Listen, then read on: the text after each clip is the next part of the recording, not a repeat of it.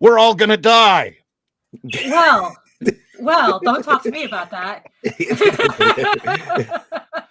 We're all The sky is falling. The sky is falling. I Holy demand. crap. I mean, I look. I'm having enough of a rough month as it is. I demand to speak to September's manager. I swear. I mean, who knew a foot of water would cause as much havoc as it did? You know. I'm telling you, I know. That's what happens when we come into town the week before. Right. Yeah. Exactly. You clog up all my sewer systems. Yeah, There you go.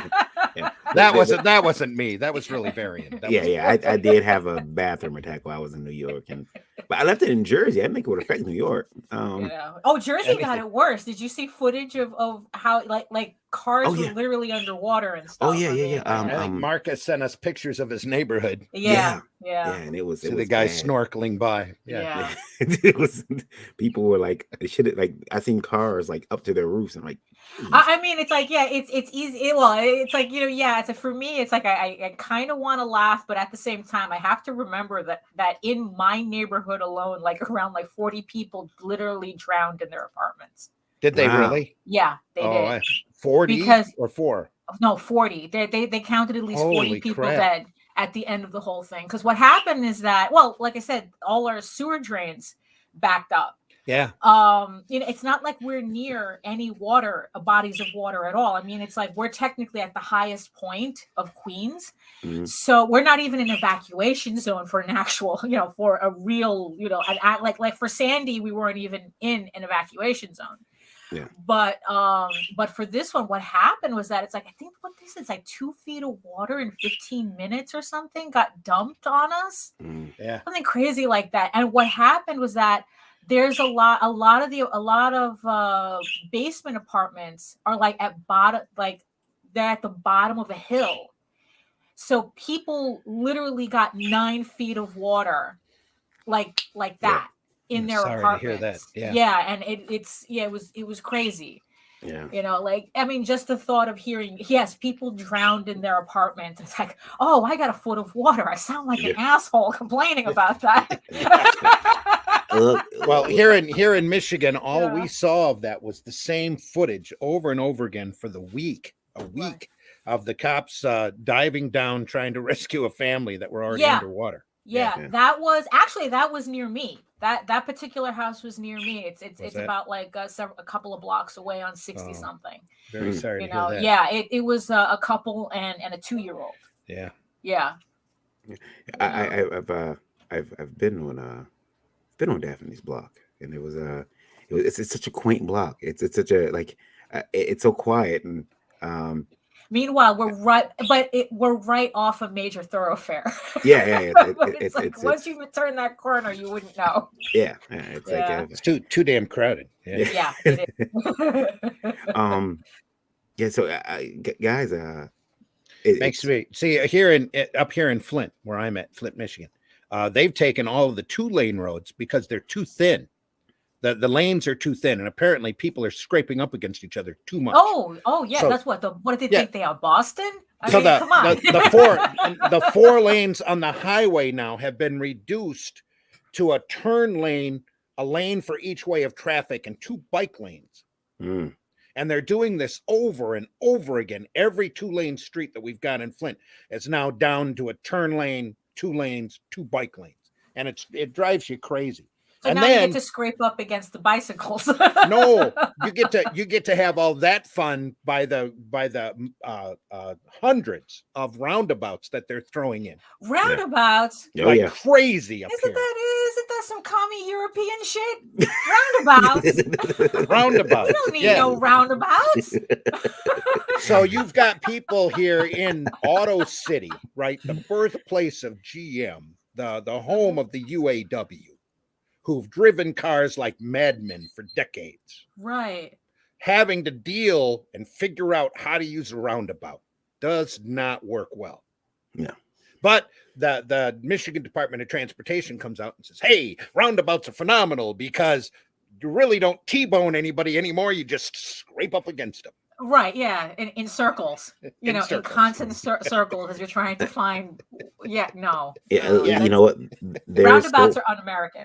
There's so many roundabouts in my neighborhood that, and you guys, I live in the suburbs, so there's so many roundabouts. I've just gotten used to them, and I find they don't, there's no lights. There's no lights on the roundabout, Right, yeah. No.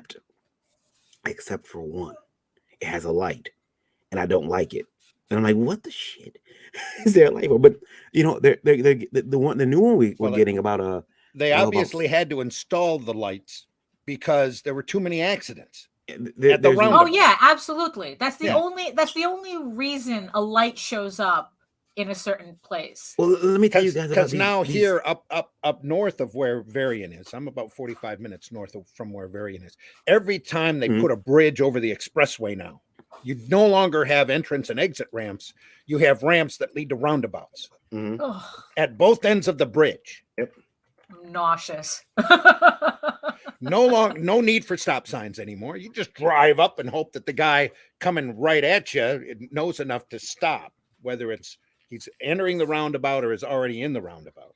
I mean, The and new one- entering a roundabout is confusing enough, and that now you have to worry. Now it's like you have to do like all these math calculations to accommodate other people coming at you. It's like, oh, I will and you show have you to guys. if you go to a newly built suburb like Wixom, which is an industrial area that's just building houses like pimples. Every block is a roundabout, and you have to watch the signs because you're literally do-si-doing through town. Mhm. wow. Circle, circle, circle, circle, circle. Fuck, missed it. Circle back. Circle, circle, circle, circle around. Wow, damn it. That's This is that. it. Oh man, Chris literally Fisk, do-si-doing. Chris Fisk says outside of New England, they don't call them that. When we do after the intro, I will show you guys the new one. The new one they just built by me.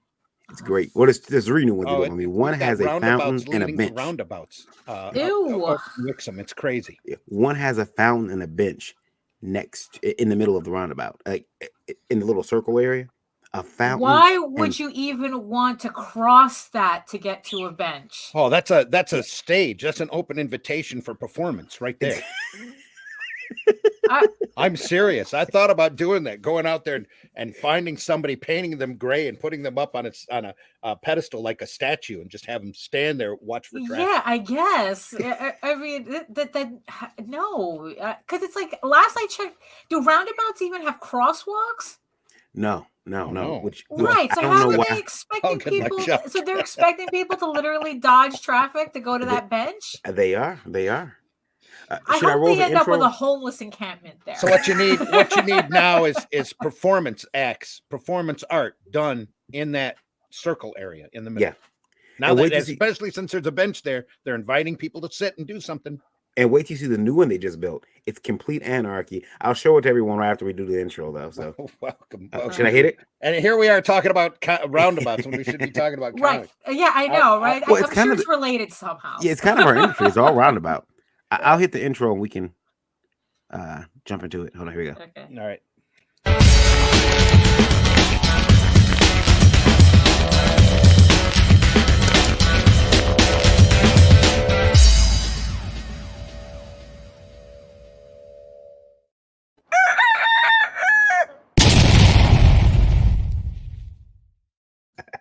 That's what you wanted to show Oh, us. there we are. Hello, everyone. Hello. Here is the roundabout that he just built near me. Oh no. And Randy, that image you just showed, the two exploding cupcakes, Mhm. very close to what it looks like. I'm sure. Oh, it there is. we go. Yes, sir. Oh Roundabout. my god, what a mess. What a Double mess. roundabout. And like the two cupcakes and the explosion. Mhm. Yeah, that's what I'm talking about. Just think of that as the middle part there as an overpass Yeah. for a bridge. I'm dead serious. This is what we're getting now.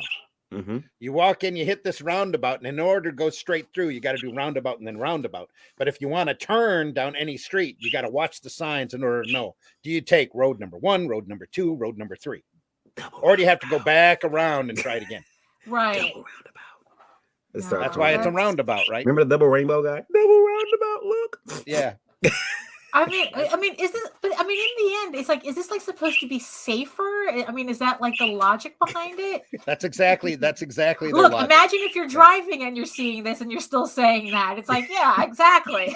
Because nobody T-bones anybody in a roundabout. They just scrape each other. Right. And that Created cuts outlet. down on serious injury. Said it looks like two boobs in the middle of the road. It does. Yeah. But the one near me has a beautiful landscape fountain in the middle, spraying water. Where the fuck they got the water from? I don't know.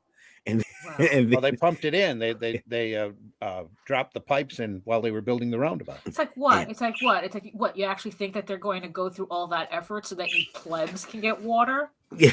I think Right. the middle of every roundabout has to have a statue or some sort of display now, instead Yeah. of just bush.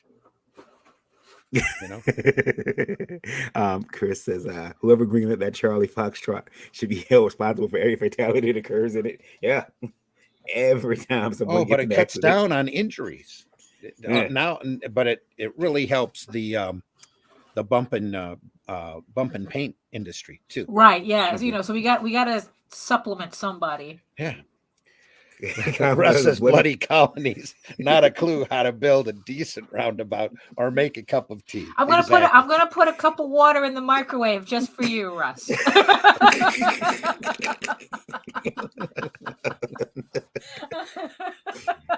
Come on in, everybody. There are tea bags in the back of the room. Yeah. At Lipton, we spring for the good stuff. All right. And if you look below the table, there's the microwave. Feel Yeah, free. yeah. Right there. Creators Outlet says, hail. Hey. Sin Killer says, greetings. Sinners came to wish you a great at work Hey, now. Marvy. See you later on the replay. Take care. Hey, Mar. It's just got, 5 minutes or 10 minutes of roundabout talk. There we Yeah, go. exactly. This The is exciting Sin Killer. content that people come here for. Let's have a good day, brother. Everybody listens to this for the nitwittery anyway. Yeah. So, Randy, we Hail, told everybody. hail the Daphne. Oh, hello. What are we? hello. We're all gonna die. What the fuck? No more no more I'm here, lage I'm here cackle. now. Arg. I'm here now. As long as Hail, the good morning, all. plumbers, as long as all the plumbers and the repairmen, give me the time to do it, I'm here. It also sucks about flooding is that it's not it's covered not. by It's property you have insurance. to get Act of the God. you have to get the federal insurance, and now that's something I have to look into. Never had to look into it for Sandy. Now it's like because I swear it's like when I saw that water rising. I mean, yeah, Jose was screaming about his books, but I was screaming about the plumber about the boiler because somebody had to be the adult. It's like I was screaming, oh, the boiler! It's like I never. Oh no! And now they're talking about, that. Oh, this is just probably something we have to put up with every year. And I go, oh, this is how this is how the entire the entire local government gets found on trees. It's an excuse now to raise your taxes for the the carbon tax because climate change. I'll tell you guys something. It's like, look, improve our sewers. This is an infrastructure problem. It's like fix up the sewers, and Every time it rains now down where Varian Oh, is, there's a part of look, the expressway that gets flooded. There's some great videos though. These cars going. Boosh. No, for real. No, they had to shut down the BQE because it turned into a river. Like that's never happened. Like I said, even during Sandy, neighborhoods disappeared during Sandy, but we never got it like this. And now it's like, rotaries. Creators Outlet says roundabouts. You mean rotaries? No, up here rotaries are kind of like lodges. There's Rotary clubs up there, right? Where it's Rotary kind of like phone. a union hall where people get together and play bingo. Yeah. That's a Rotary here. Speaking of things changing, guys. LOL. Outside of New England, they don't call them that. Yeah, Dollar no. Tree is- Outside of because in New England they call them fuck that shit. Yeah. Drink, as they call them, bubblers drinking fountains. So anyways, when they first started putting roundabouts in, there were a couple of videos that popped up on YouTube of these guys that are just going right through them. Boom! Just like the boat in Johnny Quest. In the introduction to Johnny Quest, they hit that thing and they just go flying. Yeah. I remember seeing a couple videos like that. Guys, Dollar Tree is changing forever. Now they're like $1.50 tree. What? Yeah. They're adding $2 tree. Everyone is on the plus train. So inside Oh. of the stores, they're going to have Dollar Tree Plus. Oh no! Yeah, Everybody and doing that. which will be items that are more than $1. They're gonna be $5 or so. Now, here's the problem. I've seen a couple stores try this already. I've seen Five Below try it to varying degrees of success. Five Dollar Below Plus. No, they had I forgot what they called theirs. But yeah, it's like, hey, the name of the store is Five Below. This here keyboard says it's $10 because the items are going up to 10. And Dollar Tree, they got bought by, I think it's Family Dollar. I And think Family so. Dollar Yeah. said, hey, we're going to raise the prices in the stores. And of course, that was met with sweeping anger. Like, you can't do that. It's Dollar Tree, for Christ's sakes. You can't do that. But Anybody remember Five and Dimes? yeah. Way back when. You go into probably nobody younger than us would probably remember. Yeah, it's like Woolworths. So they quickly changed to Ben Franklin's. Right. That's what it was. And I ain't lying. That's what happens, because we all know who Ben Franklin's on. He's on the $100 bill.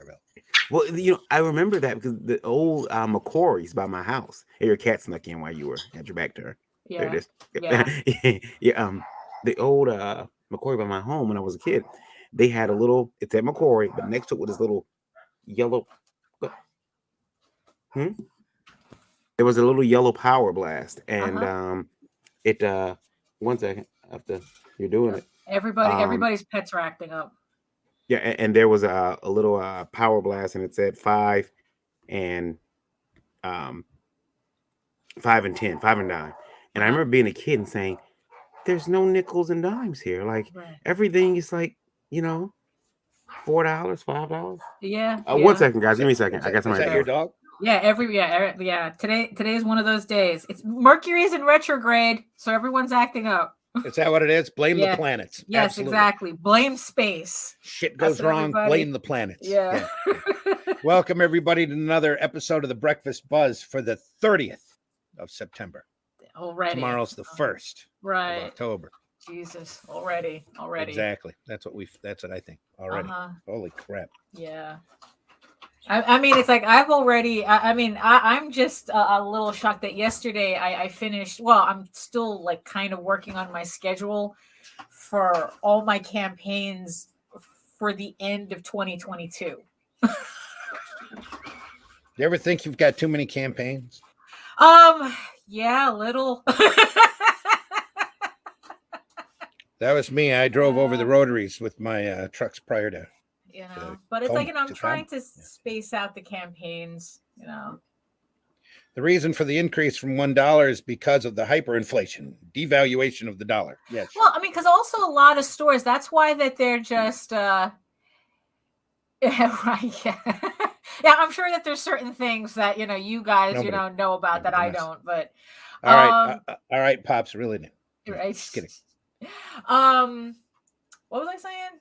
Look at that. I'm not even. We just keep forgetting how old or how young Varian is. That's the problem. Yeah, exactly. Chris, you mean the reason it's the youth is wasted on the young? Yes, it is. Yes, it is. Definitely Absolutely. Is. Hey, Comics Talk, Pops. Yeah. Hey, Chris. Hey, Pops. Everybody, glad you're here.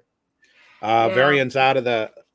Away from the microphone for a moment while he deals with the you were asking me if I did too many campaigns, and I go, well, maybe, I don't know. I still have to plan them out regardless and see how the schedule works out. Nothing like staying busy, Well, yeah, that's true too. But nothing also more exhausting than running okay, I'm not gonna look, after spending like 4 days trying to get wet carpet out of my basement, that's harder than running a campaign. So I still have about 3 packages in an electronic file I have to ship out on Revolt yet, because I've been so busy I haven't stuck and put everything together. But I will shortly, folks. You'll get it here pretty soon. I have a things to do list. It's right there. Yeah. Look at that list. Anyway, yeah, I'll make one here. It's on my list. My thing. My first item on my things to do list is make a things to do list. Yeah, exactly. Because in that way you have that one thing crossed out already. So already you're ahead. Exactly. Variant's probably getting a new file cabinet or something. Yeah, probably. You know. Hey, everybody. I am your co-host, Randy Zimmerman. I'm a longtime alternative independent comics producer, publisher, creator. I've done about everything in this direct market that you can imagine, this comics industry, this wonderful industry of sequential art that we so dearly love. We do love, even though it's collapsing. Yeah. Well, yes, exactly. But falling it's down around our ears. Yeah, it's collapsing around us, though. Not really on top of us. And joining us for the first time in about a month. Yeah, really, because I had a basement to clean out. outside of a geekgasm last week. It's exactly. Daphne Lage. Daphne, introduce yourself. Yeah, let me remind everybody who I am. There you go. Yeah, it's like hello. It's like it's like the internet has the attention span of a goldfish. So it's like, so hello everyone. My name is. She didn't mean you guys personally. She didn't mean no. And there's nothing wrong with goldfish either. Just the internet in general. They're very tasty. My name is Daphne Lage, and I'm a cartoonist, illustrator, and comic book artist from Aquatic, New York. I have been self-publishing comics since 1992, and I am known for the funny animal fantasy Tall Tales, which is now shipping from its last Kickstarter campaign. We got the books in, so those are finally going out. And I'm also known currently for my medieval fantasy soap opera, Eagle Raven, Heir of the First Unicorn, which is currently on Kickstarter and is now a project we love, on the campaign. So there we go. You can read both my comics online at Tall Tales, TAILS online.com and eagleworks.com. And you can check out my videos on how I make my comics on YouTube at Daphne Lage Art. And here comes Russ after I told him about the I popped the camera in the microwave. I popped the camera up and then removed it. But we did get a good glimpse of the Daffy Duck in the corner. Yeah, did you? Oh, yeah, Daffy. Yeah. Is that a doll or a statue? That's where is he? Oh, there he is. There's a statue. Oh my God, that's awesome! Because then it's like every really? time you look That's around, incredible. it's like, what? There's somebody there. What?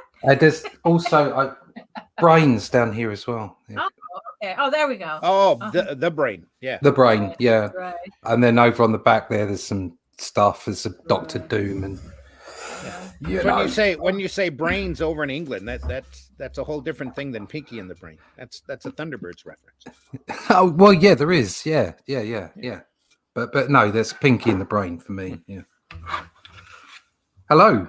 Good morning. Russ, introduce yourself to our radio audience. Hello to the colonies. I think that's enough about the roundabouts. You just want to organise yourselves properly. In the UK, you can't go round a roundabout more than 3 times, or it's a traffic offence. So what that means is you better learn how to use them, else you can't get off, and then you'll be in jail. You'll just be trapped on the roundabout. Trapped on the roundabout forever, and that's it.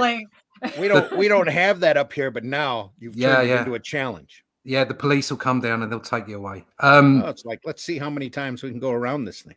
More likely to take you away for going around a roundabout more than 3 times than they are to take the people off the M25, stopping it from moving. But there you go. My name's Russ Leach. I am a comic book artist. I've been drawing comics in anger for about 11 years now. Good Lord, is it that long? And we try not to count. Yeah. And I've been in production since end of the 80s sometime. I draw comics. I've done all kinds of stuff. And I'm doing some more kinds of stuff that I can't talk about right now, but I can talk about Only Death Can Save Us, which is now with Arrow Comics. And also the second books campaign will be live tomorrow. So, that's what's in the moment. Find out more about that at onlydeathcansave us.com, or you can just find out about me at russleach.com, comicbookblackbelt.com. There you go. That's it. Sweet. Nita says, good morning.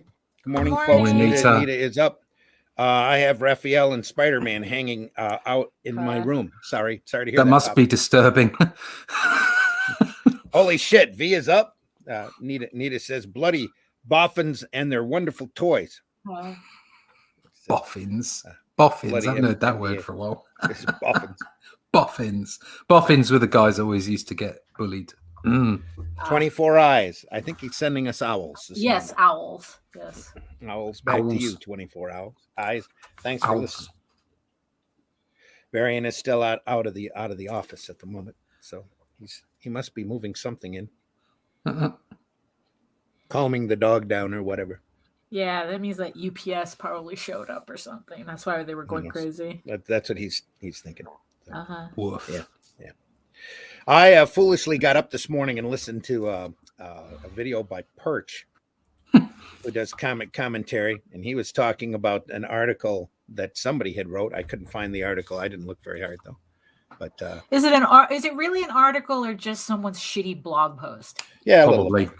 Yeah. Because I really hate that it's like, it's like you type some bullshit on Facebook and someone's calling it an article. Yeah. Well, the trouble is journalists are thin on the ground now.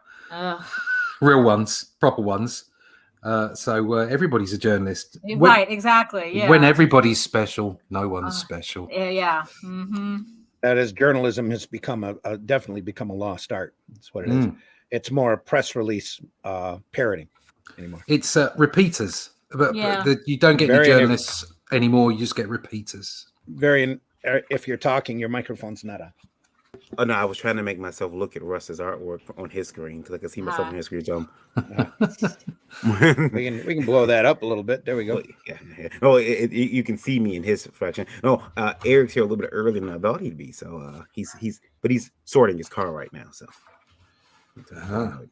he's got stuff. I've got stuff, and it's got yeah. So what's this? So what's this convention that you're going to? SuperCon. Oh, SuperCon. And Sue, yeah, go ahead. You go ahead. You probably do it better than I do. SOUIX. SIOUX. Yeah. SIOUX. SuperCon. Yeah. As in Sioux Indian. Yeah. Oh, okay. Native there Americans. Yeah. They're like, wow, is everyone SuperCon. trying to avoid that copyright thing that San Diego Comic-Con has? They're just bad spellers. Right. using a crazy X. Anyway, stupidity. Good. It's SuperCon, and it is going to it's in Sioux Falls, South Dakota. Sioux Falls, South Dakota. Yeah. So nice little show. I like going. Which is halfway across the continent from Daphne. Yes, absolutely. Like I said, it might as well be on Mars for me. Almost. Yeah. Yeah. It's I've been there before. Isn't it right as you break into South Dakota? Yeah. There's Sioux Falls. So you don't get to experience all of South Dakota. No.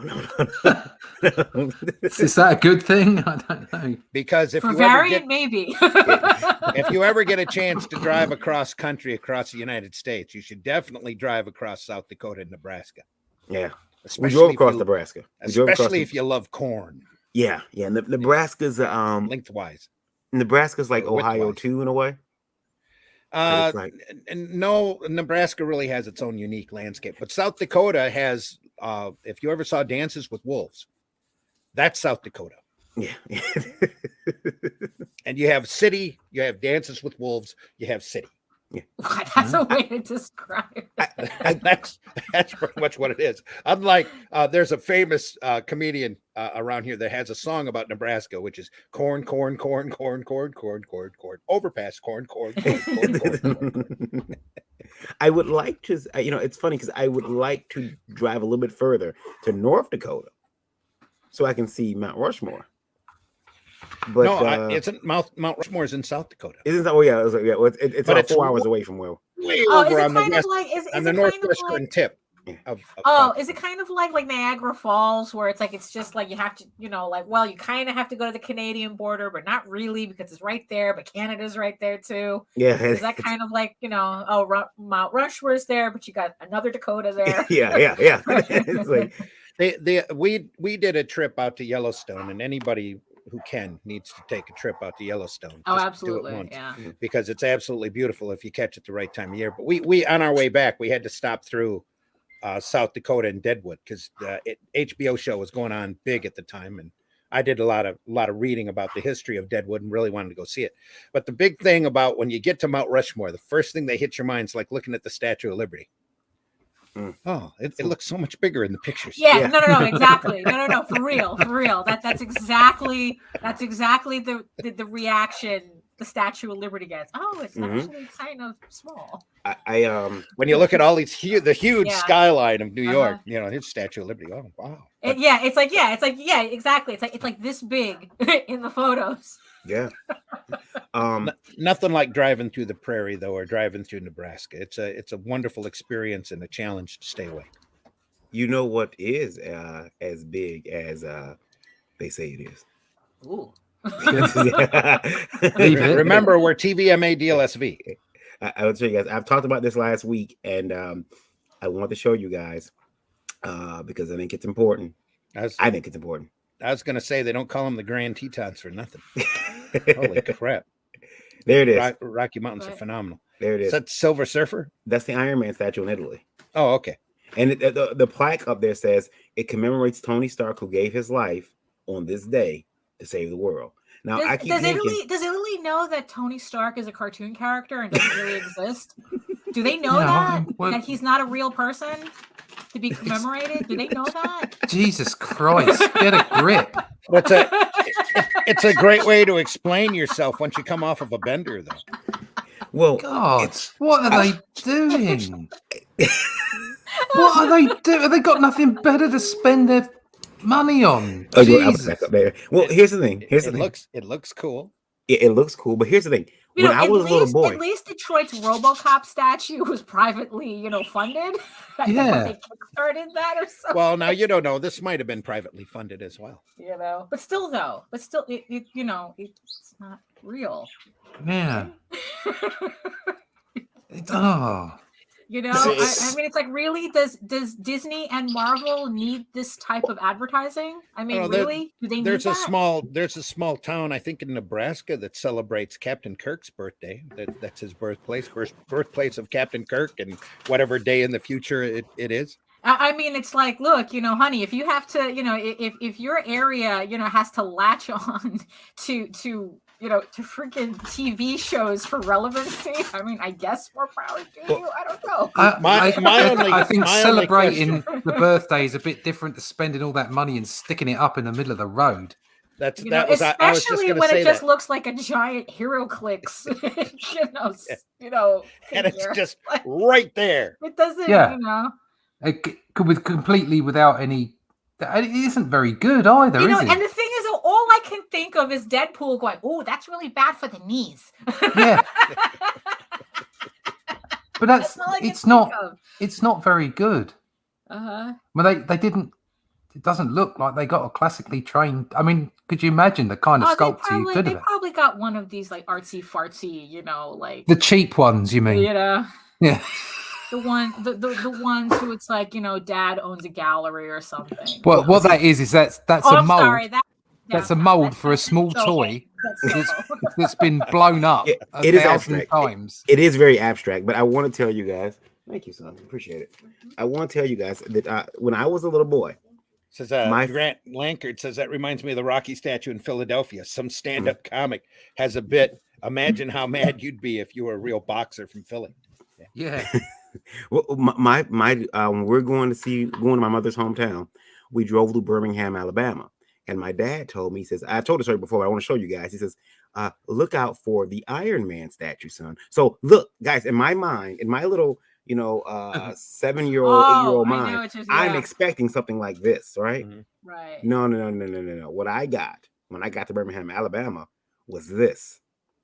Right. And I'm like, that's not Iron Man. That's some dude with a but you guys gotta understand something. That's else. Some dude with a butt. When we came up to the statue, it didn't look like that. I mean, we came to the statue from behind. So permanently burned in my little mind. An iron butt. Is his ass. And there it is. Oh, snap. That tight steel ass pushed together like two hams. Why has he got an adult top half and a small child's bottom half? What's going on there with the proportions? That guy's head looks mighty big. He looks like Deadpool 2 when he got his legs ripped off and he's got his tiny little legs. He's also gone pantless with his shirt. It's exactly the same deal. Yeah, I know. This is I think what it is like it's a really crappy attempt at forced perspective. Because you're not supposed to be looking at the statue at this angle. You're supposed to be looking at it from the ground. Mm-hmm. So because well, I noticed on the front way round, his arm was way too long. Right, that's the first thing that stuck out to me was his arm's massive, And his legs are like these little Like, oh, pins. you literally could bounce a quarter off that ass. Yes, you can. Creators Outlet says, damn, you can bounce a quarter off that ass. Was loving. Look, you know, that was lovingly sculpted. Okay, Check those give it buns credit. out. Give the artist some credit. Lovingly sculpted. I remember my father saying, obviously by an ass man too. Yeah, but I guess, but like you guys got to remember too. Roundabouts and butts. I I'm small. I was even smaller then, so the angle I seen wasn't even that full. It was like the angle the toilet sees, like this here. Yeah, the angle. That's what the toilet sees. Right. But I still remember looking like that's his butt. Right, but the thing is, but you see, but now it doesn't look as strange proportionately because now you're seeing it at the angle you're supposed to be seeing it at. I'm sorry, that still looks like an incredibly small it's still butt. It's still a very lovingly sculpted butt. It has to be said that the even though the proportions are outlandish, the actual sculpture of the bottom is the cheeks are incredible. Bob's is leaving. He's seen enough ass for the day. Okay, I'm out. Good day, all. And that's before we got to the pictures. I see you, Bob. Yeah. Grant Lankard says that reminds me when I was a kid, my parents told me where we're going to Garfield's birthplace, and I thought it was the cat, not the president. Thought there'd be loads of lasagna restaurants there. Right. Oh, hold on. I got to take care of something. Hold on. Here in Owasso, we have the birthplace of Dewey, and it's not the duck. It's the guy who ran up against Truman and lost barely. Randy, before I get out of here, I did want to bring everyone's attention to a story that I saw. If you're waiting for your comics, you might have to wait a little bit longer. If you're a person shipping out your books, you're gonna have to wait a little bit longer because Why Your Mail could be even more delayed starting October. Oh yeah, 1st. I was even more delayed. Yeah, but the thing is, but you know, I read that article and it's kind of stupid because they said that you're not even. It's going to be delayed, but you're not going to notice. And it's like, wait, no, you can't have it both ways because if we weren't going to notice, why are you making an announcement? Yeah. You fools. And they waited until yesterday to post the article. So, hey, if you were thinking about mailing, hey, guess what? Starting tomorrow, you're going to have to pay more. Right. And they're starting the holiday premium for shipping. And I mentioned to Varian, why the hell is this different other than the fact that they're raising rates? We all know the Postal Service gets slower around this time of year, usually after Thanksgiving because of this, because of the Christmas shopping. Yeah. I've decided. I mean, they just moved it up to October 1st. Right. I'm no longer going to take it out on the Postal Service. No, not when I have JD Rosario on my fingertips. Oh, there you go. You haven't say, hey, just abuse him. Yeah, what's going on over there? Why have you done this to us, Joe? Because it's all his fault anyway. Yeah. It's all his fault. Yeah, it's all his fault. All that pizza he's eating, the mail slipping out his fingers. All that pizza, all that IPA. Yeah. His fingers are greasy and all our packages are slipping. Russ. Creators Outlet says we won't notice because they're already late as shit. Yeah. Russ, Only Death Can Save Us 2. When's that just like Amazon thought we wouldn't notice. They were paying for Prime and not getting the 2-day shipping. It's launching tomorrow. Tomorrow. Okay. Tomorrow. Yes. Ooh. So everybody will get I'll email everybody tomorrow in the normal fashion. And I'll go on a show tonight with Michael Bancroft. And I'm on with Joe later on after this show. So it's all good. Cool. Is it kicking in at midnight your time? No, the show's in it's sort of early morning, very early for me. So what I'll do is I'll probably kick it off in the early hours before I start.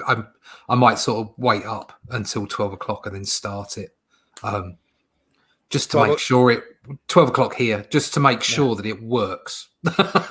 You know what it's like. You want to be sure that everything's okay. Is it live? Is it live? Good. I'm going to bed. Yeah. So I'll be checking all that out. But yeah, it seems okay. I've run it past a few people, and it all seems good. Because that would be like 6 p.m. our time. Yeah. Yeah. Yeah.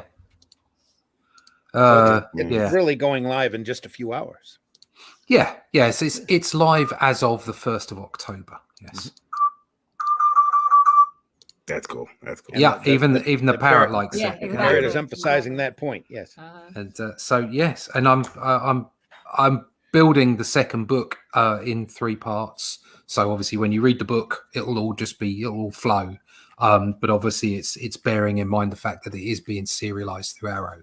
So one of the perks will be that you can have issue 1 signed. So you can get one of those signed by me. But there's also artwork and all kinds of stuff. There's the stretch goals will be defined by backer numbers. If effectively I'm setting the same target as I did last time, and I think I hit that about 180 backers. So out after 200 backers, the stretch goals will kick in. Great. And hopefully, touch wood, I'll get that many backers. Yeah. So. See, Dave Supreme in the house. Chris asked Chris asked Chris Fisk if he ever joined our show. No, I don't think we have Chris Fisk on. He should come on at some point. But before that, yes, I got to get out of here because we appreciate listening. Yeah, my ride is here. I leave the show in your very capable hands. Great. I can't figure out. Randy told me that once, and I can't figure out if he's making a Watchmen reference, or if I can't guarantee it'll be in the same shape when you get back. Yeah. It's, and you're going to be gone all weekend too, so right? Yeah. I'll be back probably Monday afternoon, some point Monday. Be lucky to be back on the air by Tuesday. Oh yeah, I'll be back on Tuesday, and I'll probably pop in for like I'm always reachable online, of course. Do we have radio numbers before you leave? We do. We are at 46,808. So yeah, we are light today. What's up? Yeah, we are. What's going on? Everyone's starting to go outside. Yeah. You know, well, it's that damn roundabout talk we had. Oh earlier. yeah, exactly. They thought, this is weird. Talking roads, traffic. Comic book. I thought it was a comic book show, and I'm getting traffic reports instead. Yeah. Randy, you did have a rant coming up though, so I'm gonna let you to it. Gonna let me carry on. Like I said, I was thinking of starting my own channel just to, talk to these folks. Hey, why not? Anyway. You know what? We used to. We had a complaint box at my old job at General Motors, and someone took the complaint sign off and put bitch box. Right.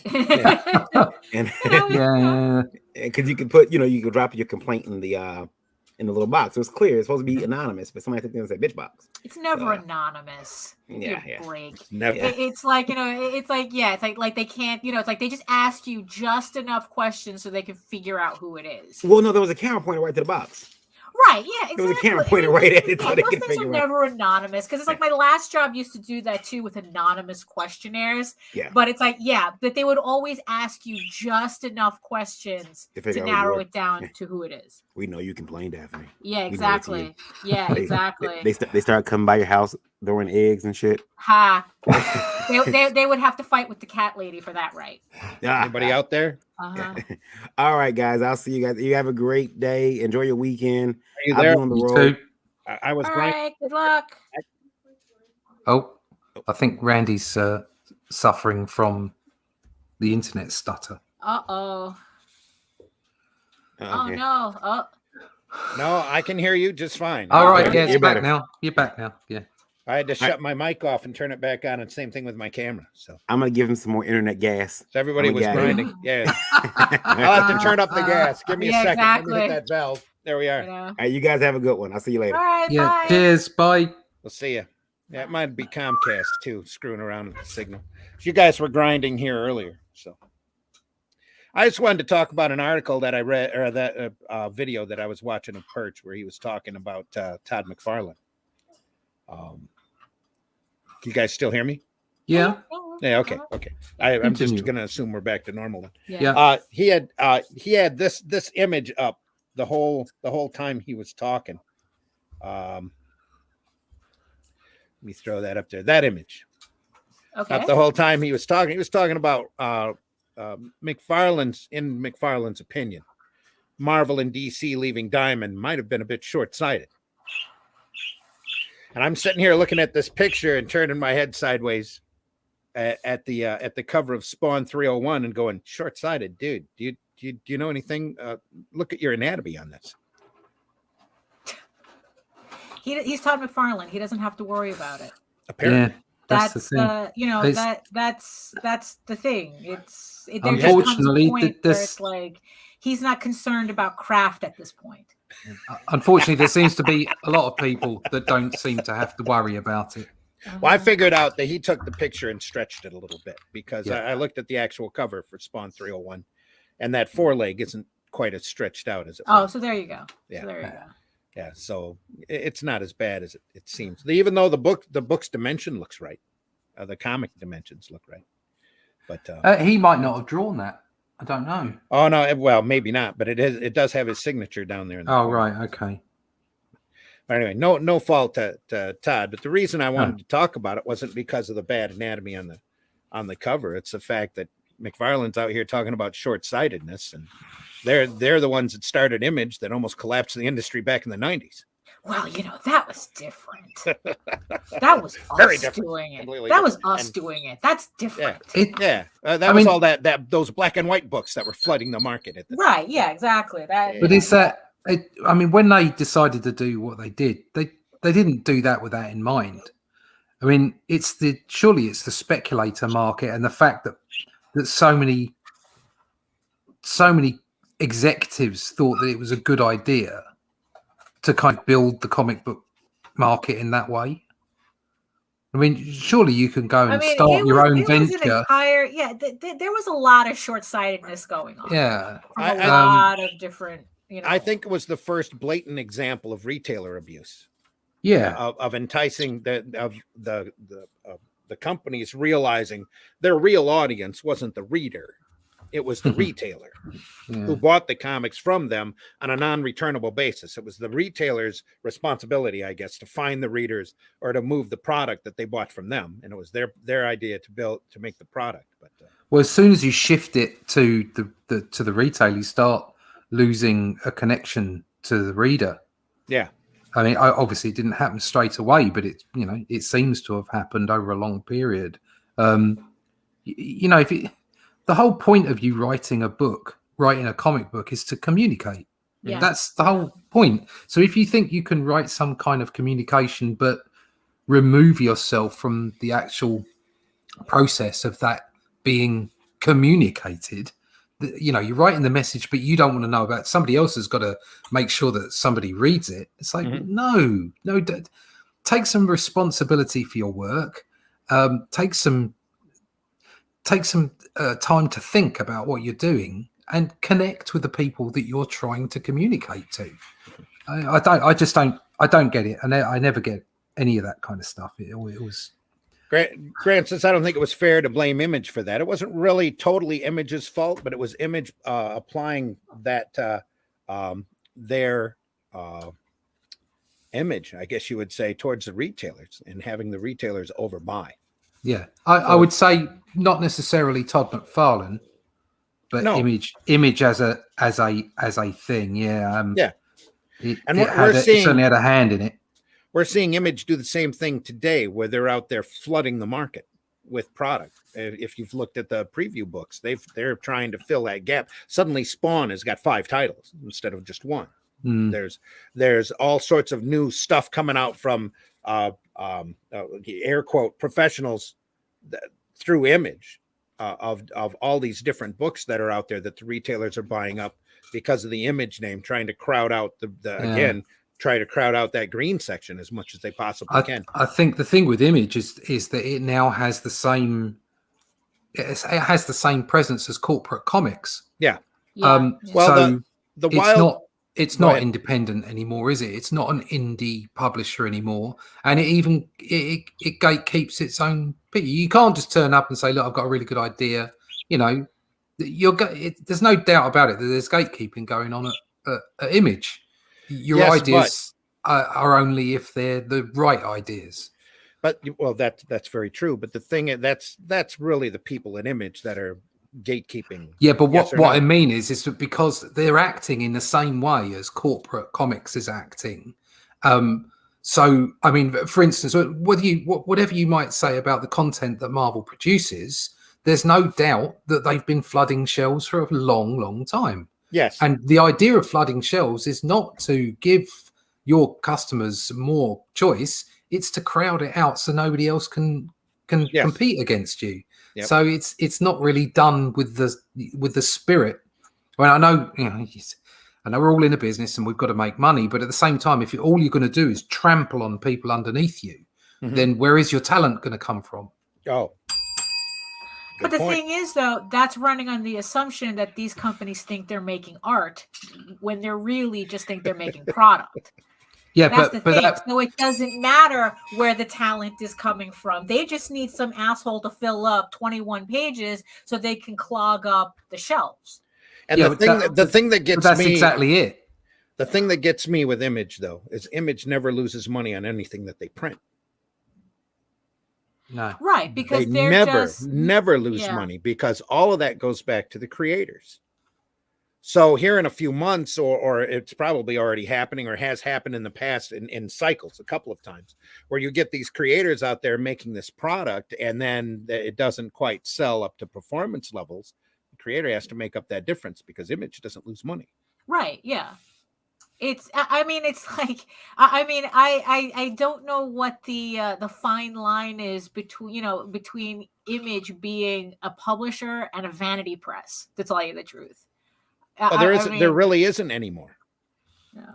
I mean, again, aside from the fact that they probably do heavy editorial as to who's able to come in. It's not like a vanity press where as long as you're willing to pay, you can just get printed. no, it's not. So No. Image is not like that. No. But still though, it's like if you're with Image, it's because the complete onus is on you to make sure your book sells. Yes. And makes money. I mean, it's like Image is just there to be a front for you, pretty much. Yeah. And it's only a front for a certain, again, gatekept for a certain amount of people. It's not a vanity press where anybody can come in and go say, hey, I've got money. I want to do a book. Yeah. You have to approach whoever up there, Eric Stevenson or whoever, and go, hey, buddy, I got a book. Can I print it with you guys? Oh yeah, come on. Well, Yeah. you go through a submission process, but if it's the wrong type of book, they just won't take it. So it's not vanity from that perspective, and they have a total right to decide what they're going to publish and what they aren't going to publish. Oh yeah, absolutely. But it's far from indie. It's far from independent. Mhm. It's effectively another kind of corporate comics. And like I keep saying on the show, you really have to redefine what your term mainstream is anymore. Well, also because this whole conversation reminds me of, I forgot. I think it was like I don't know. It was when Phantom Menace came out. I think it was around the prequels, and George Lucas was being honored at the Spirit Independent Awards, which is it's an award ceremony for independent filmmakers. And George Lucas was being honored there as like independent filmmaker of the year because he technically fit the definition of independent. And you could see everybody in there. It's like, because all these independent filmmakers and whatnot gnashing their teeth at the entire concept of it, because it's like, yes, he fit the literal definition of an independent producer, but he's not an independent producer. Yeah, no, and it's the same. George Lucas, to a degree. It's the same with Image, because they have so much clout that they can't, that they can say, okay, we're going to produce a book and put it in the previews catalog. They're far more likely to get picked up by the distributor than say you or I are. Right. Yeah, exactly. And so that doesn't like that I'm sorry, that makes them a corporate comic. That also Again, comes- I'm not saying one's bad and one's good. I'm just saying that you have more clout when you're in that game.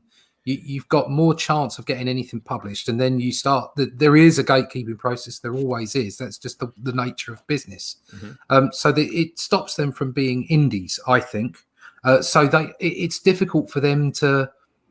I think it's difficult for them to see how the industry is fluctuating in the way that it is. I think Marvel and DC have done the right thing. Because there's more chance of those books ending up in Waterstones. And that's what you need. You need more books. Yeah, I know it would only be trades. It wouldn't be floppies. The whole argument about whether floppies are the way forward or not is another discussion. But just having comic strip out there in the general public, which is what we're missing because it's been in comic book shops. Again, underpin, I love comic book shops. I'm a nerd. I love comic book shops. But your average person doesn't know they really exist. Yes. And in order to get comics into the hands of everybody, make it freely available, you need those books to be in Waterstones, or you need them to be in, I don't know, Macy's or whatever it might be. I'm trying to think of things that Americans would know. But do you know what I mean? They need to be Walmart, totally whatever. accessible. Is what they need to readily be accessible. accessible. Exactly. And that's the problem. And that's why I don't agree with him, because I think if you just stay with Diamond, you're being regressive.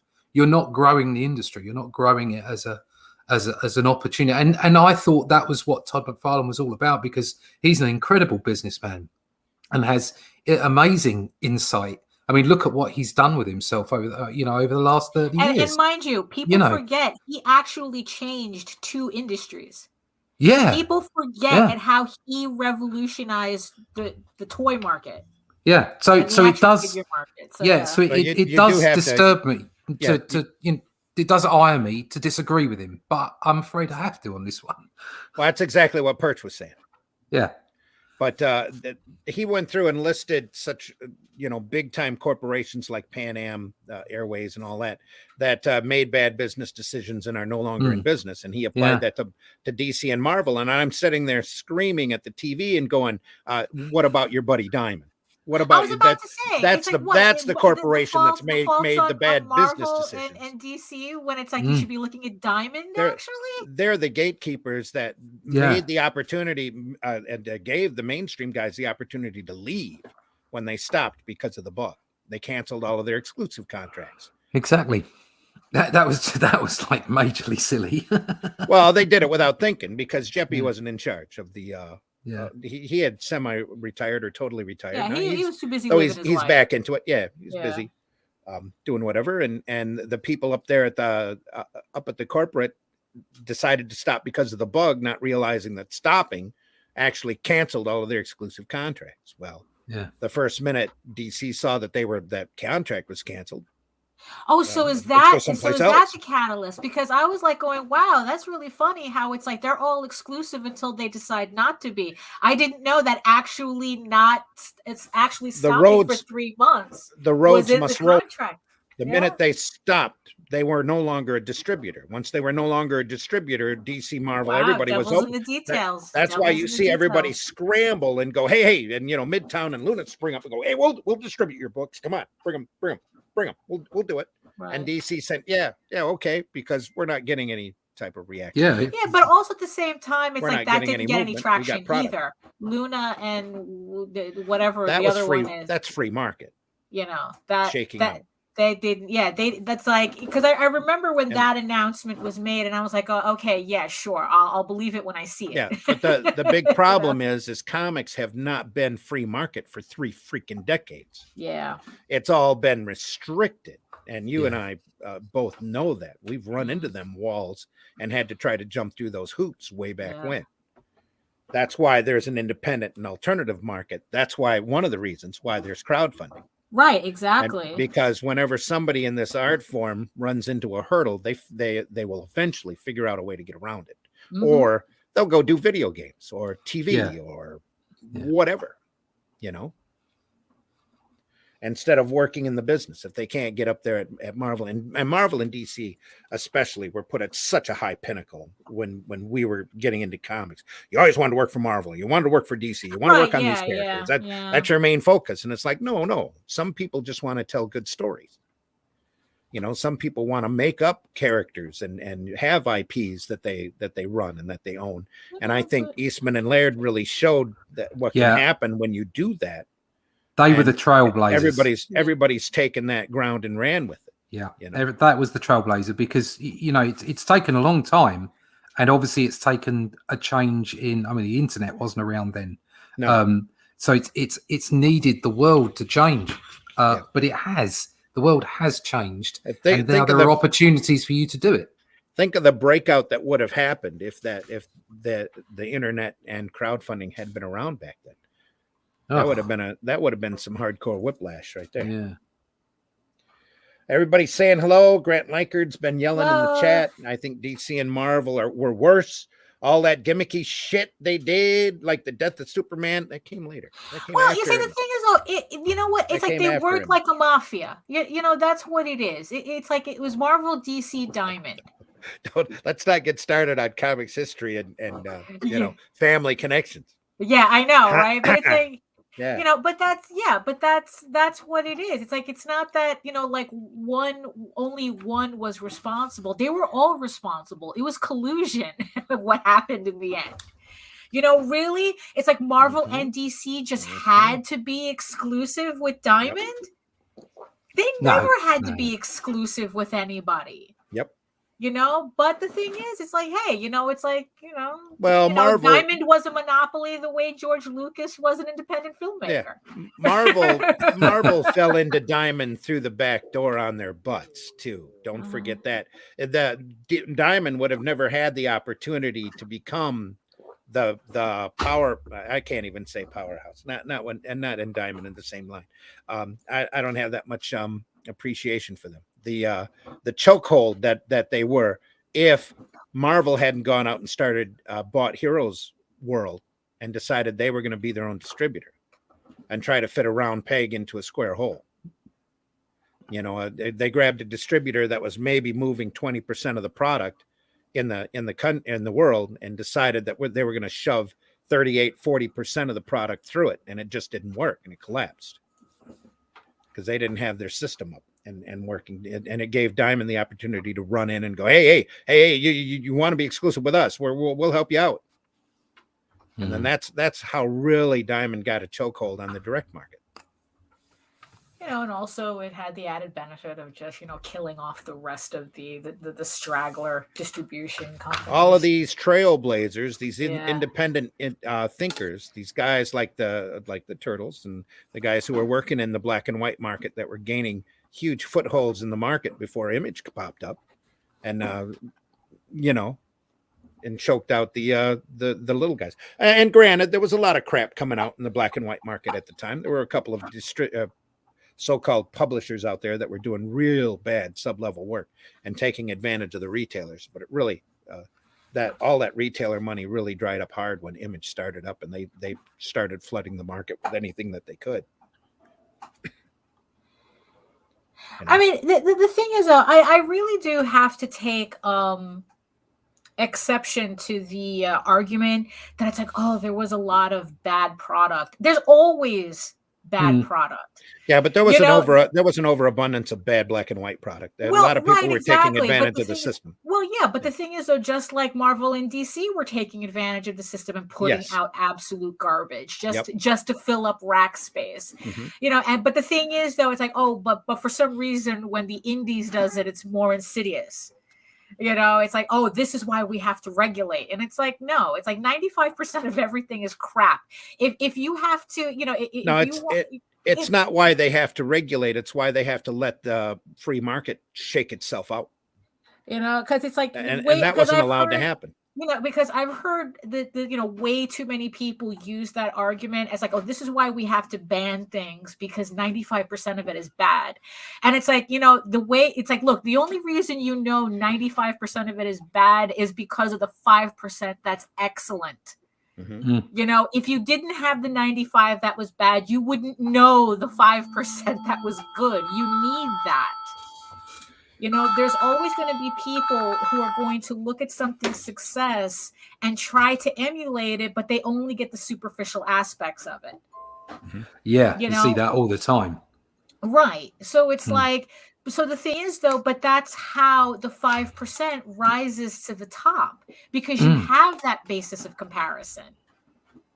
You know, I mean, it's kind of a weird argument, but it's like, you know, I've seen too many like calls for censorship on the back of that argument, because 95% of this thing is bad. It's like, no, that's not an argument. No. Well, censorship is wrong, full stop. Right, you know. I mean, look, something could be criminal. 95% of your cars explode, that's a different issue. Yeah. It's like, yes, then you have to do something. That's not censorship, that's safety. Yes. Exactly. Grant goes, so what makes mainstream? Is it subject matter? Is it sales? No.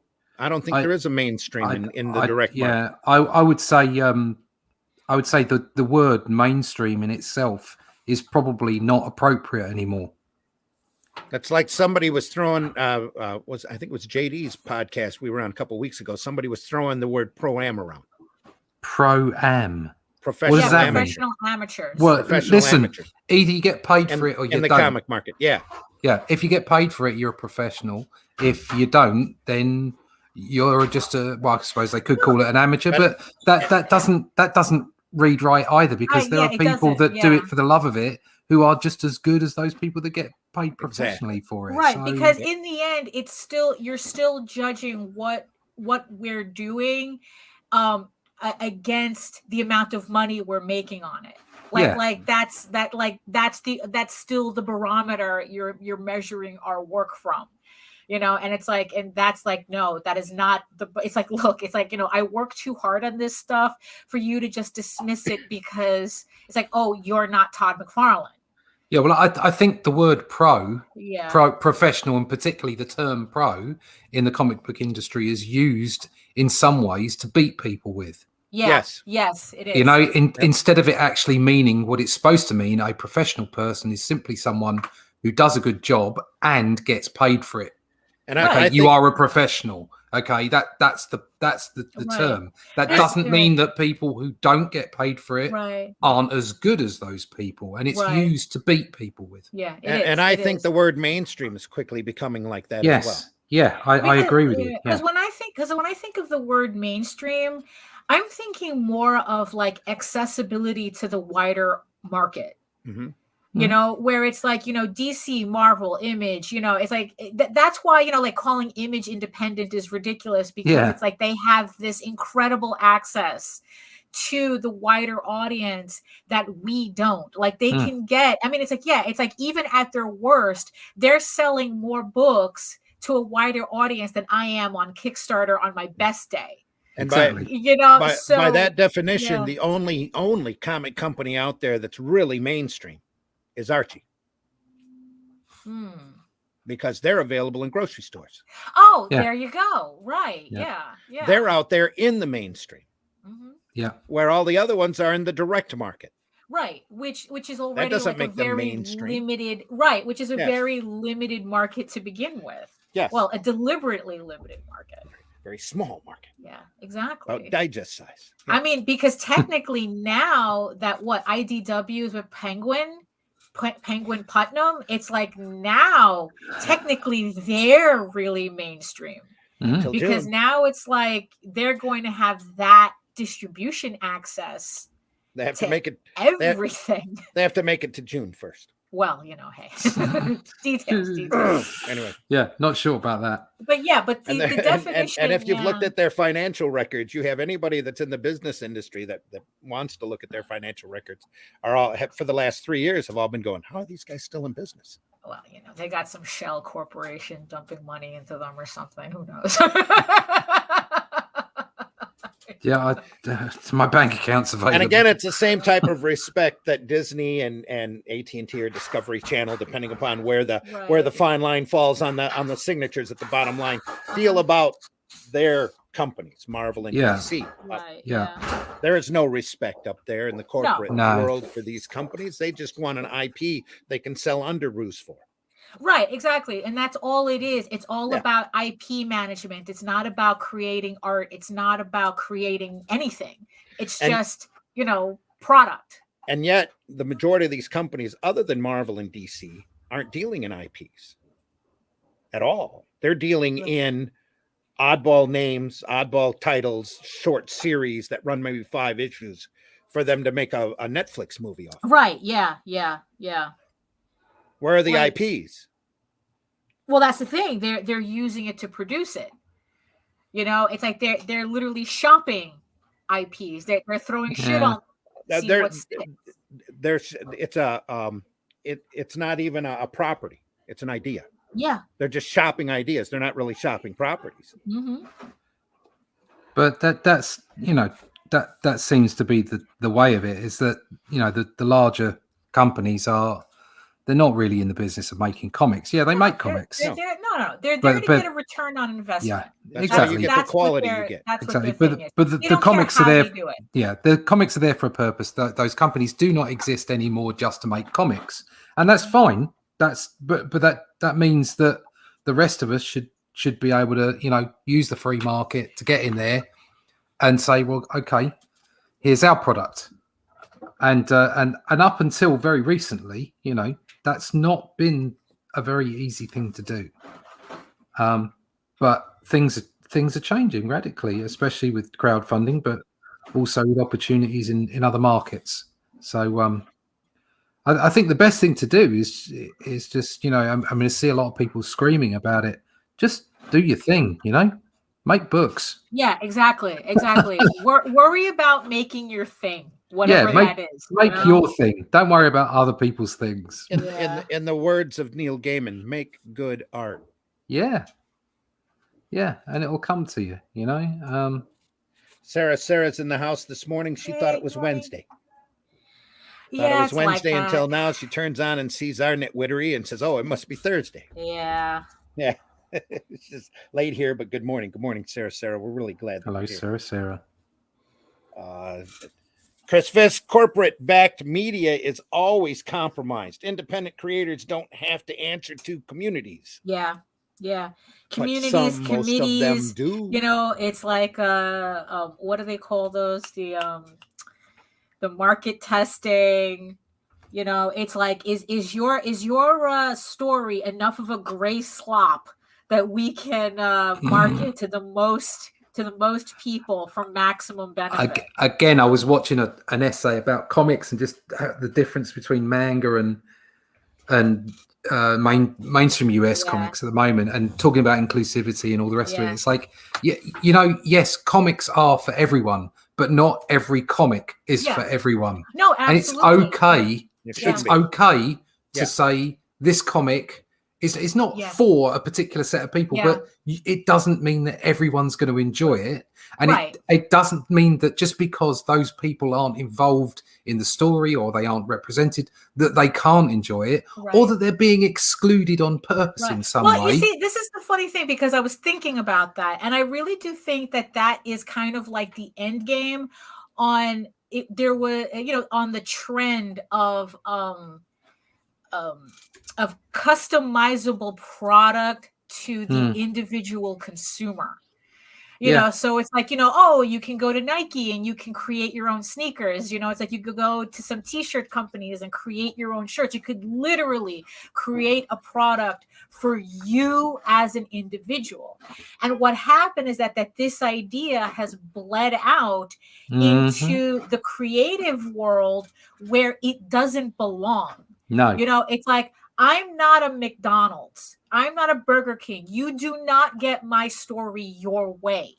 But neither are the mainstream comics anymore. Exactly, because what it is Air is quotes that, were used there for our radio people. But that's that's what, if we're going to be on a soapbox, then move over. So the difference between the American market and the manga market is that the manga market is so vast. You can find anything. It's kind of like the same thing with the European comic market. You can find anything by anybody. That's the thing, as opposed to in the American market where it's like, well, you can read whatever you want as long as it's superheroes.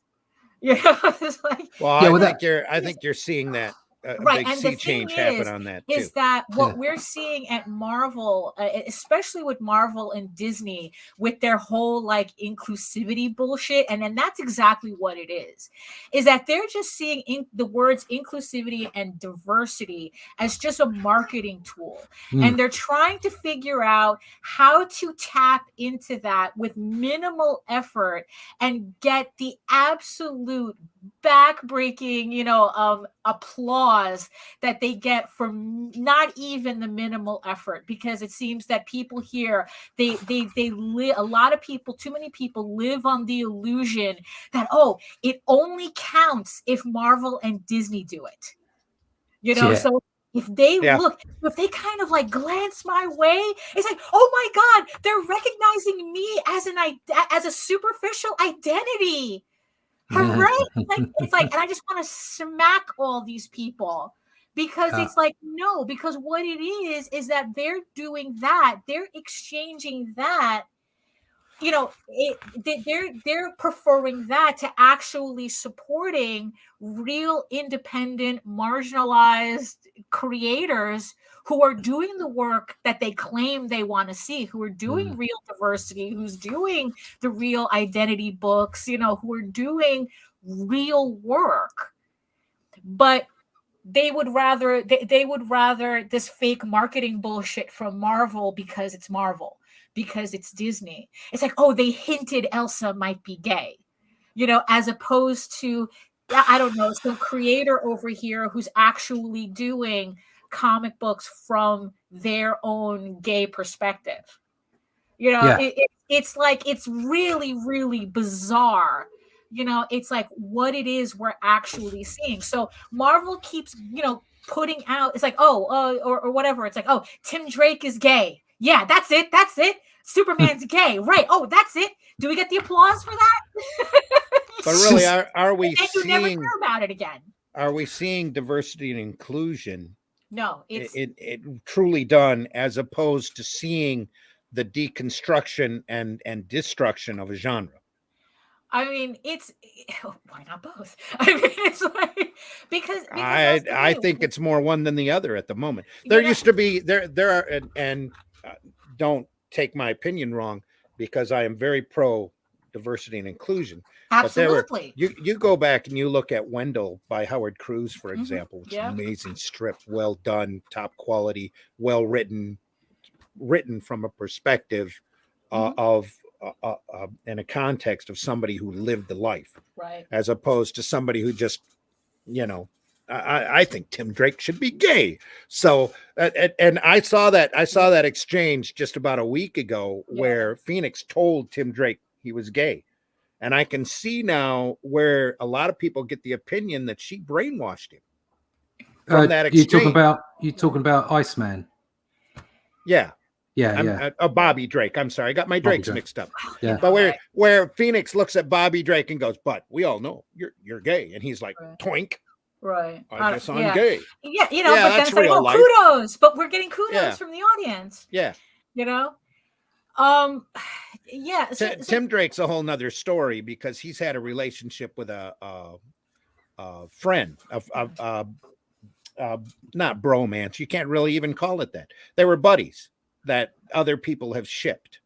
Right. And that now they've decided to lean in that direction. But my whole issue with it thing too. Yeah. My whole issue with it is like, okay. So maybe there's a valid argument to say that characters have been driven in the last 50 years mostly by straight white men. Okay. I would argue that there has been quite a bit of diversity. Most of the bullshit that's happening now is driven by straight white women. Exactly. I would argue that there has been a lot of diversity and that it's been ignored for the sake of activism. Yes. Okay. Yeah. But even if that were the case, okay, just actively changing it for the sake of changing it. You never looked, those straight white men were never billed as the next Captain America. He's straight and white. Do you know what I mean? It was never billed that way. That was a default. Yeah, but okay, but I'm probably going to get. Don't try to do that now, folks. Yeah, I kind of reaction you'll get. Yeah, it's like, but it's it's like what my point being is that is not what people attach to. It might be part of a person's character, and it is your sexuality, your gender, your race, all these things. They do become part. They are part of your character, but they're not the driving factor. The driving factor is how you interact with other people, what your rule sets are for your own life, which is why these people are heroes. Okay, which is why Superman doesn't destroy the world whenever he feels like it, even though he could. Because he has rules, and even though he's overpowered, if you might, to some people, certainly to me, I've never been much of a Superman fan, but he restricts himself because he's a hero. Okay, and it doesn't matter whether he's a he or a she or a trans person or black or white or whatever or a woman. It doesn't matter. It's the fact that they are heroic. It's the fact that they have a set of rules and they live by them and they try to do the right thing. And that sometimes they fall, sometimes they get things wrong. And these things all make incredibly interesting characters. And the fact and empathy. And the fact that they are what they are is simply part of them. It's not what makes them the next new interesting character. Yeah. So if all you do is just say, this person is such and such, they have these immutable aspects. Yeah, but what's the story? What drives them? Why are they the way they are? And just saying revenge on all the white cis men, it's like that doesn't entice people in. But you see, the thing is, though, is you're thinking about this as an art form when these companies are actually thinking of this as another sneaker they're changing the color on. Exactly. Yes. That's exactly it. Which is why I champion the argument of don't get upset about it. Yeah. Just make other stuff. Right, exactly. Yes. It's it is what it is. Just if your icons don't fit your needs, make new icons. Yeah. Well, and go find the icons that fit your needs. The books are out there. It's just that everybody wants to take the lazy way of waiting for Marvel to come out with it. And they're not going to come out with it. The only way people talk about the mainstream or the comic book industry, the mainstream dying. It isn't. It's going through incredible flux.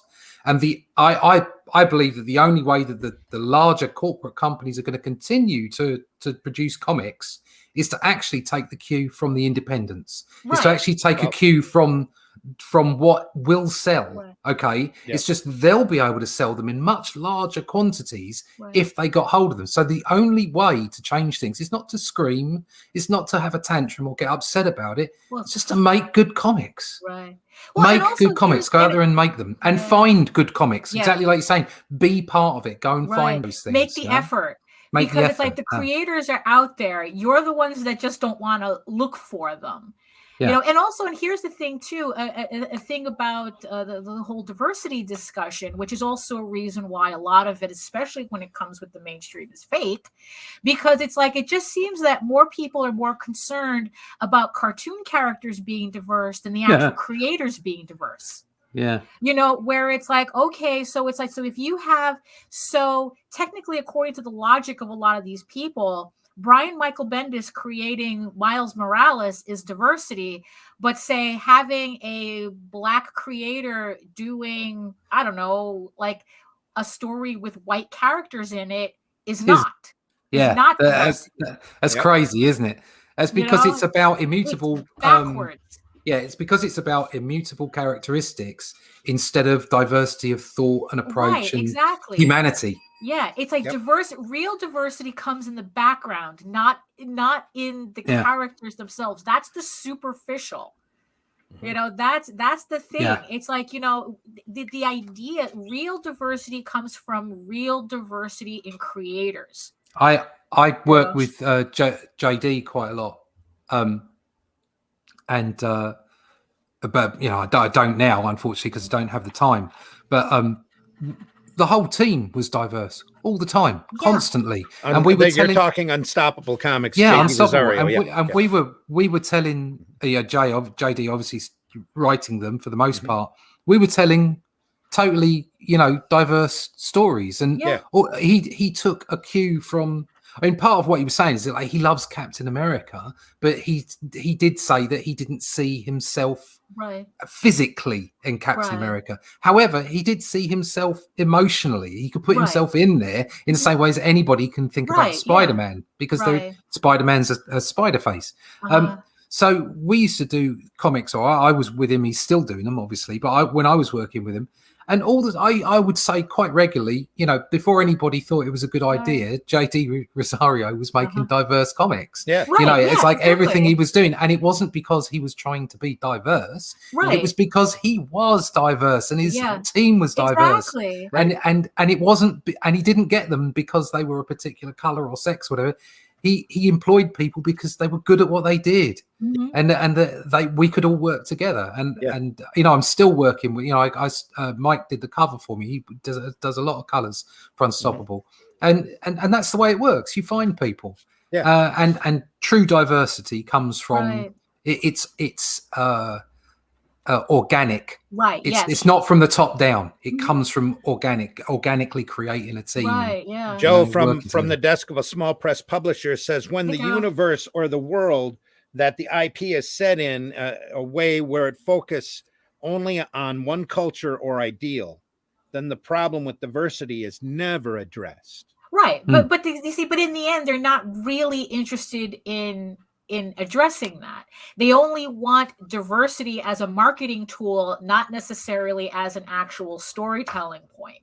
And that's why it's like are they using that as an excuse to destroy the genre? It's like, because it's like, well, I mean, the fact that it's like we don't even have any real heroes and villains anymore. I mean, it's like that whole, I mean, it's like that whole concept is being morphed out of existence too. I mean, it's like, look,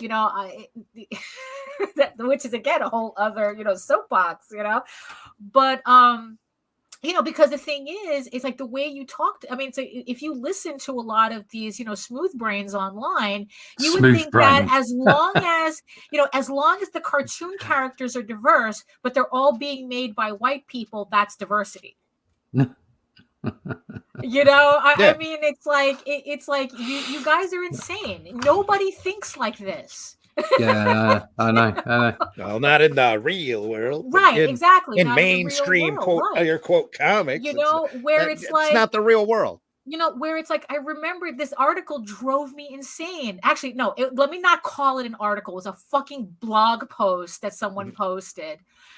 Where it's like that they were shitting on Wendy Pini because here she was, like, oh yeah, her characters are all diverse and whatnot, but it's still problematic because her main characters are still white and straight.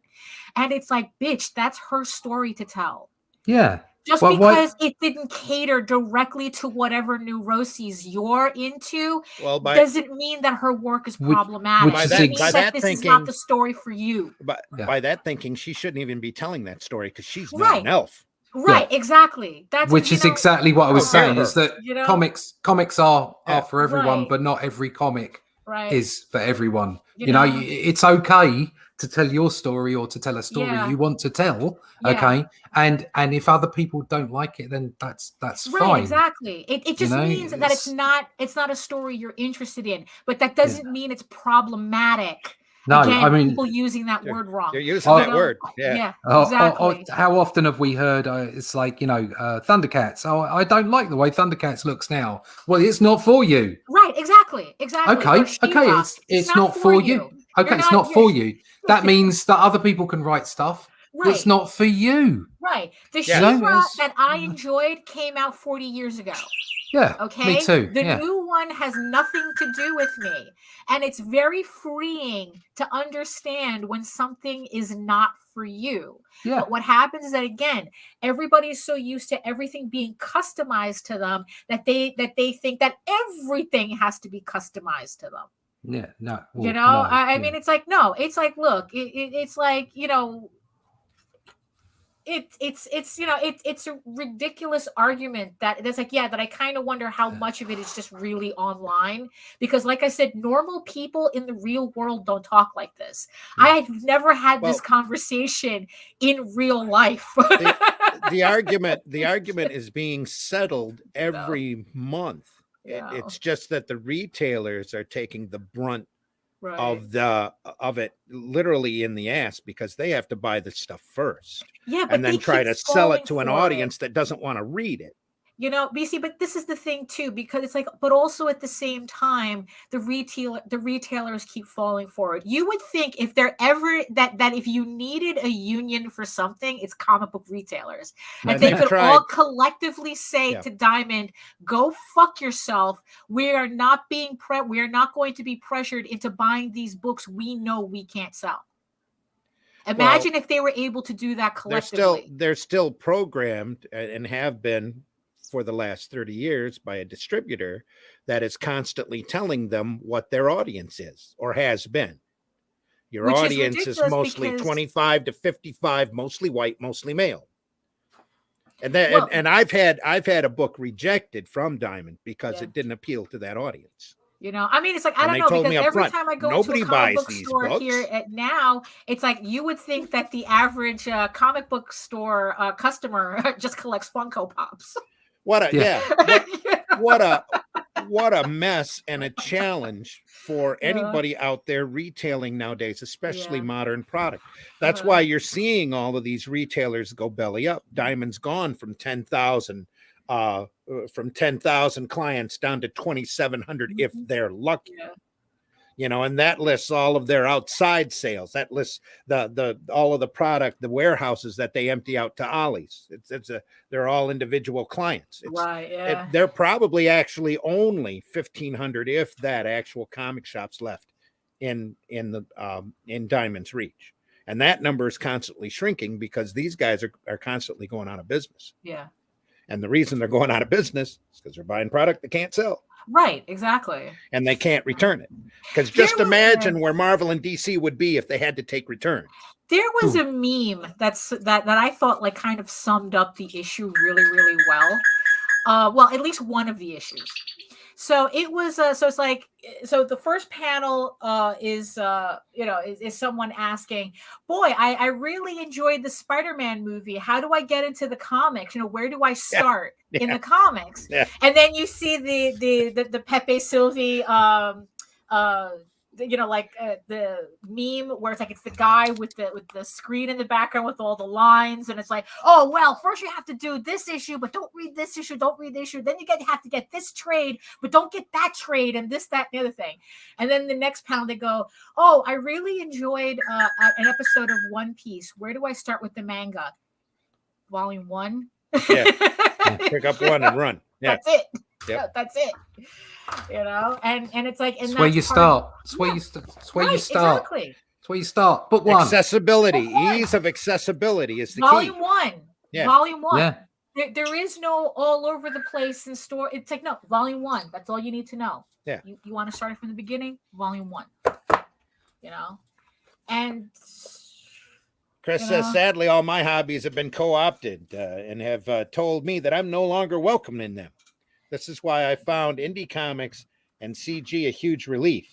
Creators don't hate me by default. Well, you know what's funny is like, because it's like, oh, I learned that lesson like 30 years ago. That I was not welcome. So it's like, okay, bitches, I'll make my own. Yeah. I'll make my own. Thanks.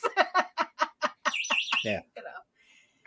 And then it's like it's like these retailers and stuff have the nerve, like the one thing in one of the, I don't know, press release or whatever, it's like when they're talking about like Diamond is now beginning to consider approaching people who are on Kickstarter to distribute their stuff. Really? And it's like, yeah, and it's like oh, now.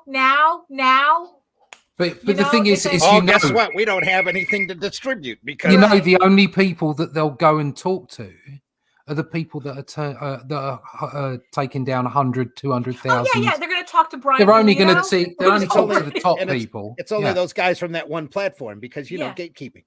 Yeah.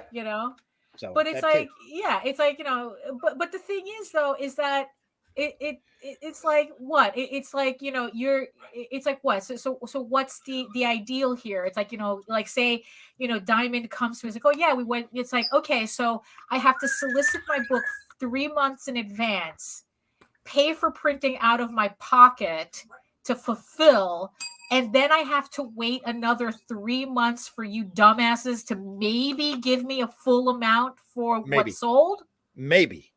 Yeah, This is no, I'll be supposed all to right, be thanks. Maybe when you get around, and again, Diamond showed that too when they stopped during the bug. When they said, "Oh, hey, guess what, everybody? We ain't paying you. We're going to pay you a percentage. Then we'll pay you a percentage of the percentage." Right. So it's the, like, the lower down the ladder you go, the better off. Good luck, Chuck. Type of thing. So how is this supposed to be a benefit for me when pretty much it's like I get 100% of my effort off of Kickstarter? So Valiant has to get out of their corporate office because Diamond can't fulfill their commitment fast enough, because the retailers can't fulfill their commitment fast enough, because guess who gets paid first? Not Valiant. Right.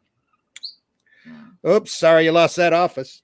I mean, yeah. So it's like, so Diamond has to really, like, they would have to offer me the moon and the stars to be made to be, for it to be worth it. You want the moon on a stick. Yeah, exactly. Stick. Chris Fisk says Funko Pops look like second trimester fetuses that somebody slapped on costumes. That's exactly. Oh, no tall tale Funkos for you. No. Showing my comic shop owner some independent comics. He seemed to be interested and used to be a customer of BK or Brian K. Morris years ago, right? Which led to the interest. Yeah. Yeah. This funny thing is, though, it's like, because it's like, I've listened to how Peter Simeti had been really, really. I mean, that's a man that's been trying to really, really break a new path for independent comics, and to tell you the truth, it's like I think that there was a lot of lessons learned from that probably weren't the lessons he was hoping to learn. And one of my main takeaways of watching him do this is that retailers are full of shit. When they say that, I love independent comics, I would love to have them in my stores, and this, that, and the other thing. And he has like 200 retailers signing up for his stuff, and maybe only 3 buy from him regularly. I don't think that. I think you've over exaggerated the low number. Well, yeah, that's true too. But it's like, because Peter's still out there, and he's chunking away. He's still trying, and he's still trying, and he's still working, and that whole thing. Yeah. But the thing is, though, it's like when I hear retailers say, "Oh, we would love to have independence in our shops," it's like, look, I just can't help but call bullshit on that. And like you said, there's no one voice out there for retailers. You'll Yeah, get certain retailers that are more vocal than others that'll say that. You'd still have retailers out there buying 2 or 3 of every Marvel and DC book that come out, every Dark Horse book that comes out, every Image thing that comes out. Right. I think Peter, for the most part, has retreated to his website. Yeah. And is doing very well out of it. He's reined in, but he's still printing. Yeah. He's still doing it. It's just like people out there doing crowdfunding campaigns. Right. There's some phenomenal top-notch quality books coming out through the but crowd. We run across them all the time. We have people come on the show, and it's like, dude, how come nobody knows about you? It's just like when we met Russ.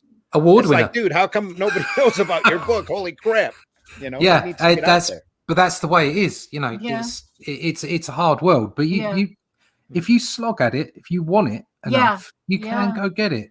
You can. Yeah. I mean, I was on an interview yesterday where they asked me, like, what's the secret sauce? And I go, there is no secret sauce.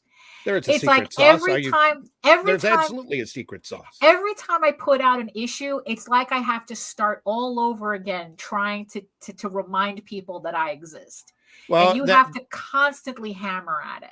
That's the sauce. That's the sauce. Yeah, that's the sauce. Yeah. The secret sauce is that's the sauce. Every book, sauce they were looking every for, book you put out is a different ingredient into that sauce. If that works, that's good. The secret sauce is hard work. Yeah, and consistency. It's hard work. It's consistency. It's the constant grind.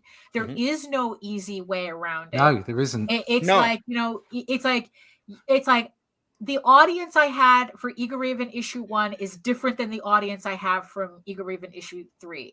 Yes. I mean, it's obviously growing. I could not, even with all the Kickstarters that I've done before, issue 1, I had to struggle. But the whole time you're doing that, you've got people that are picking up your book Right, going, this book isn't for me. Right, But exactly. but your numbers keep growing. Exactly, because And- my goal is to find the people who this book is, who feel that this book is for them. I'm not concerned about the people who are saying, "Oh, I don't like this book," and this, that, and the other thing. I say, "Okay, you're not my audience, so I'm not wasting my time with convincing you that you are." I think Okay. Brian Polito figured Yeah. that out a few years ago, where Yeah. he said, not everybody's into large white-breasted women. Right? Yeah, exactly. Not everybody, but there's people out there that are, Right, and I want to exactly. sell to those people. Or, Yeah. or And that's what he large-breasted does. white women.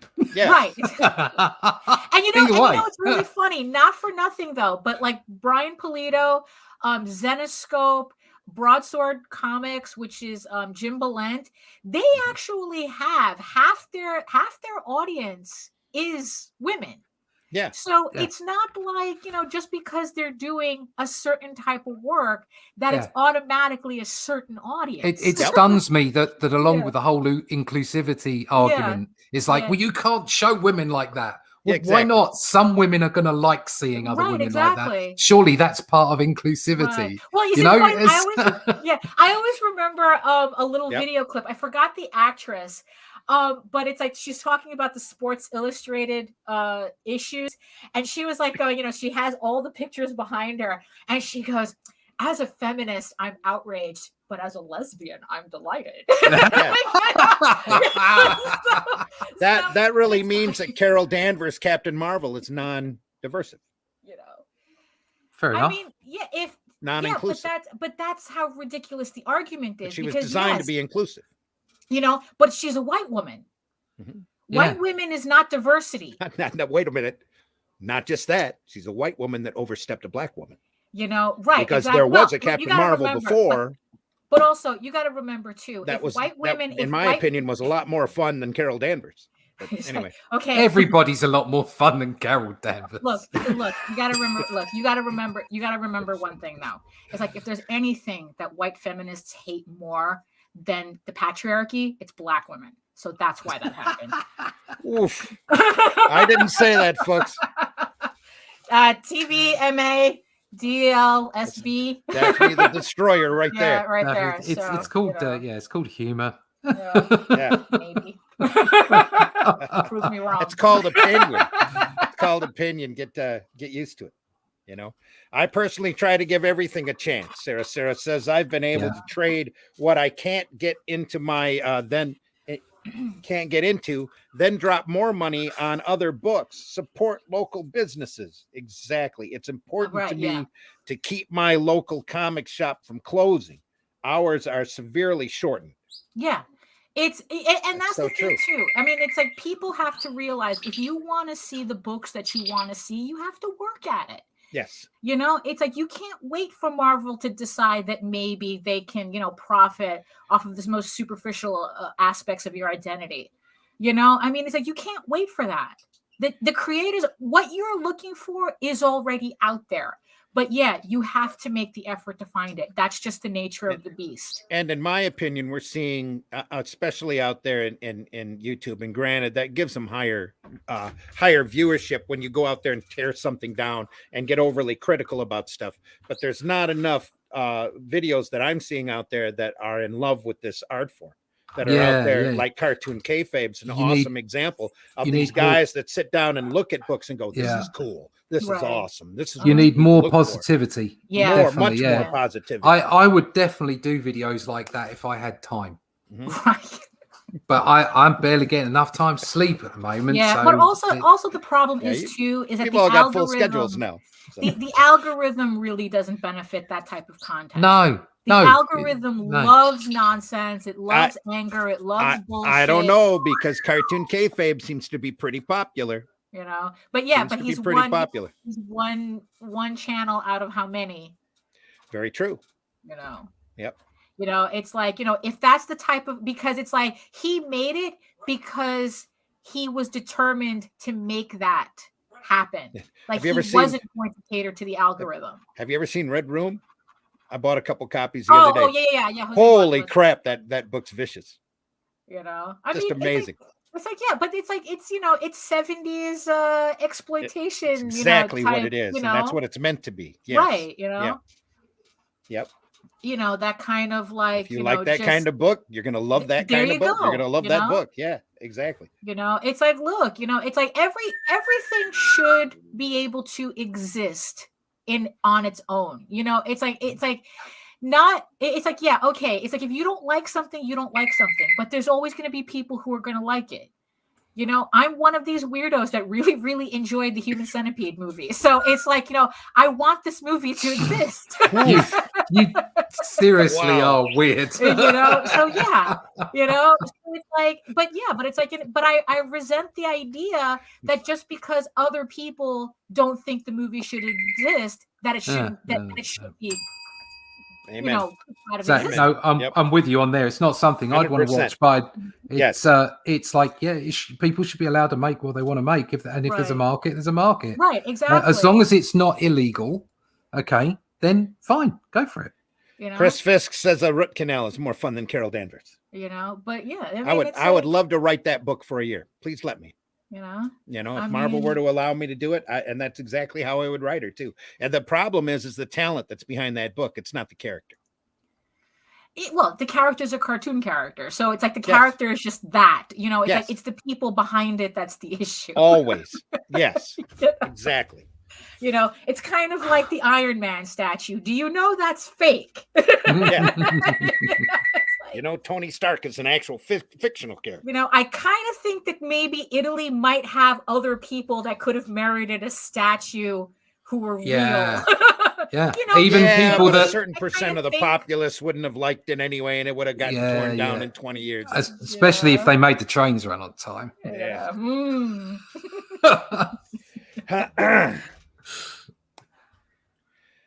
Do any of you order books for your Dropbox? If so, I'm interested in what you enjoy. What may pique your interest, Sarah? No, I'm one of these assholes that don't support my local comic book shop. So yeah, I don't have one. My wife actually has an extensive pull list that I look through all the time. She's a huge fan of Zenoscope. Huge fan. Used to be a huge fan of Vertigo. Not anymore. Can't stand Black Label. Really got turned off on superheroes over a period of time, but I met her when I was retailing at a comic shop, and that was quite a while ago. And at that point, she was reading everything, and especially superhero books. But anything that came out, she's a very avid reader. She's the kind of person that would pour through a paperback in a day. Wow. And though she admits she doesn't retain half of the material that I do when I would take a paperback and read it over a period of 2 weeks. What she would read in a day, but I would end up retaining a lot more than she would. She would just move on to the next book. But that's what she loves doing it. I mean, during the bug, she was going through a book a day. And unfortunately, her mom passed a few years before that, and she had a super extensive library of paperback books, which we now occupy our third floor. So, but she was able to go through a lot of authors. Well, somebody has to, because it's like I was talking to somebody about a study that someone had mentioned. Although there is some debate around it, though. A lot of people got really offended by this. No. And it was the idea, and it was so this person was talking about how everybody they knew wanted to be a writer. Okay. Mm-hmm. Everybody wanted to write their great American novel. But when asked how many books they read, the stat shows that the average person in the United States reads less than a book a year. Yeah. So if everybody wants to be a writer, but nobody's reading, who are you writing for? Yeah, I think you're seeing a big change on that too. That's part of the paper shortage that has sprung up. Right. Suddenly, a lot more things are being printed physically than what were printed 2 years ago. 3 years I go through maybe it must be a good 20 or 30 books a year, but I just look at the pictures. Right. Now, me, unfortunately, I follow that that stat. It's like it may be collectively I have read one book this year because I have so many books that I started and never finished. So maybe if I put them all together, they count as one book. I think that's pretty much the style of my writing as well, because at the moment I look so much at the art and the artistry of it. And there's only a few books that I'll go, oh, I like the story, and read it. Yeah. And so a lot of my story writing emphasis comes from the Bronze Age. It comes from when I was a kid. So I sat down to write my book in exactly the same way, with a narrator, with like with thought bubbles and everything. And that's why the book ended up the way that it did. But even though I don't read a lot now, the whole point being is that without involving yourself in the medium, you can't possibly understand it enough to try and create yourself. Absolutely. Way too many people who it's like, oh, I don't read comics, but I'd love to do one.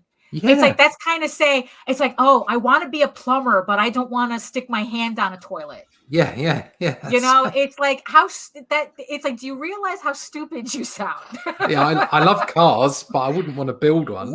But I want to be a mechanic. I want to be a mechanic, but I don't want to learn how, I don't want to learn how a car functions. Yeah, I mean, you get people turn up on Facebook groups saying, okay, I'd really like to make a comic. How do I get it drawn, written, lettered, printed? And you're like, well, so you want to be a publisher then? What are you talking about? So if you haven't got, I mean, you don't ask that question. I mean, you can ask any question you like, and there's no reason to abuse people for it. That's just rude.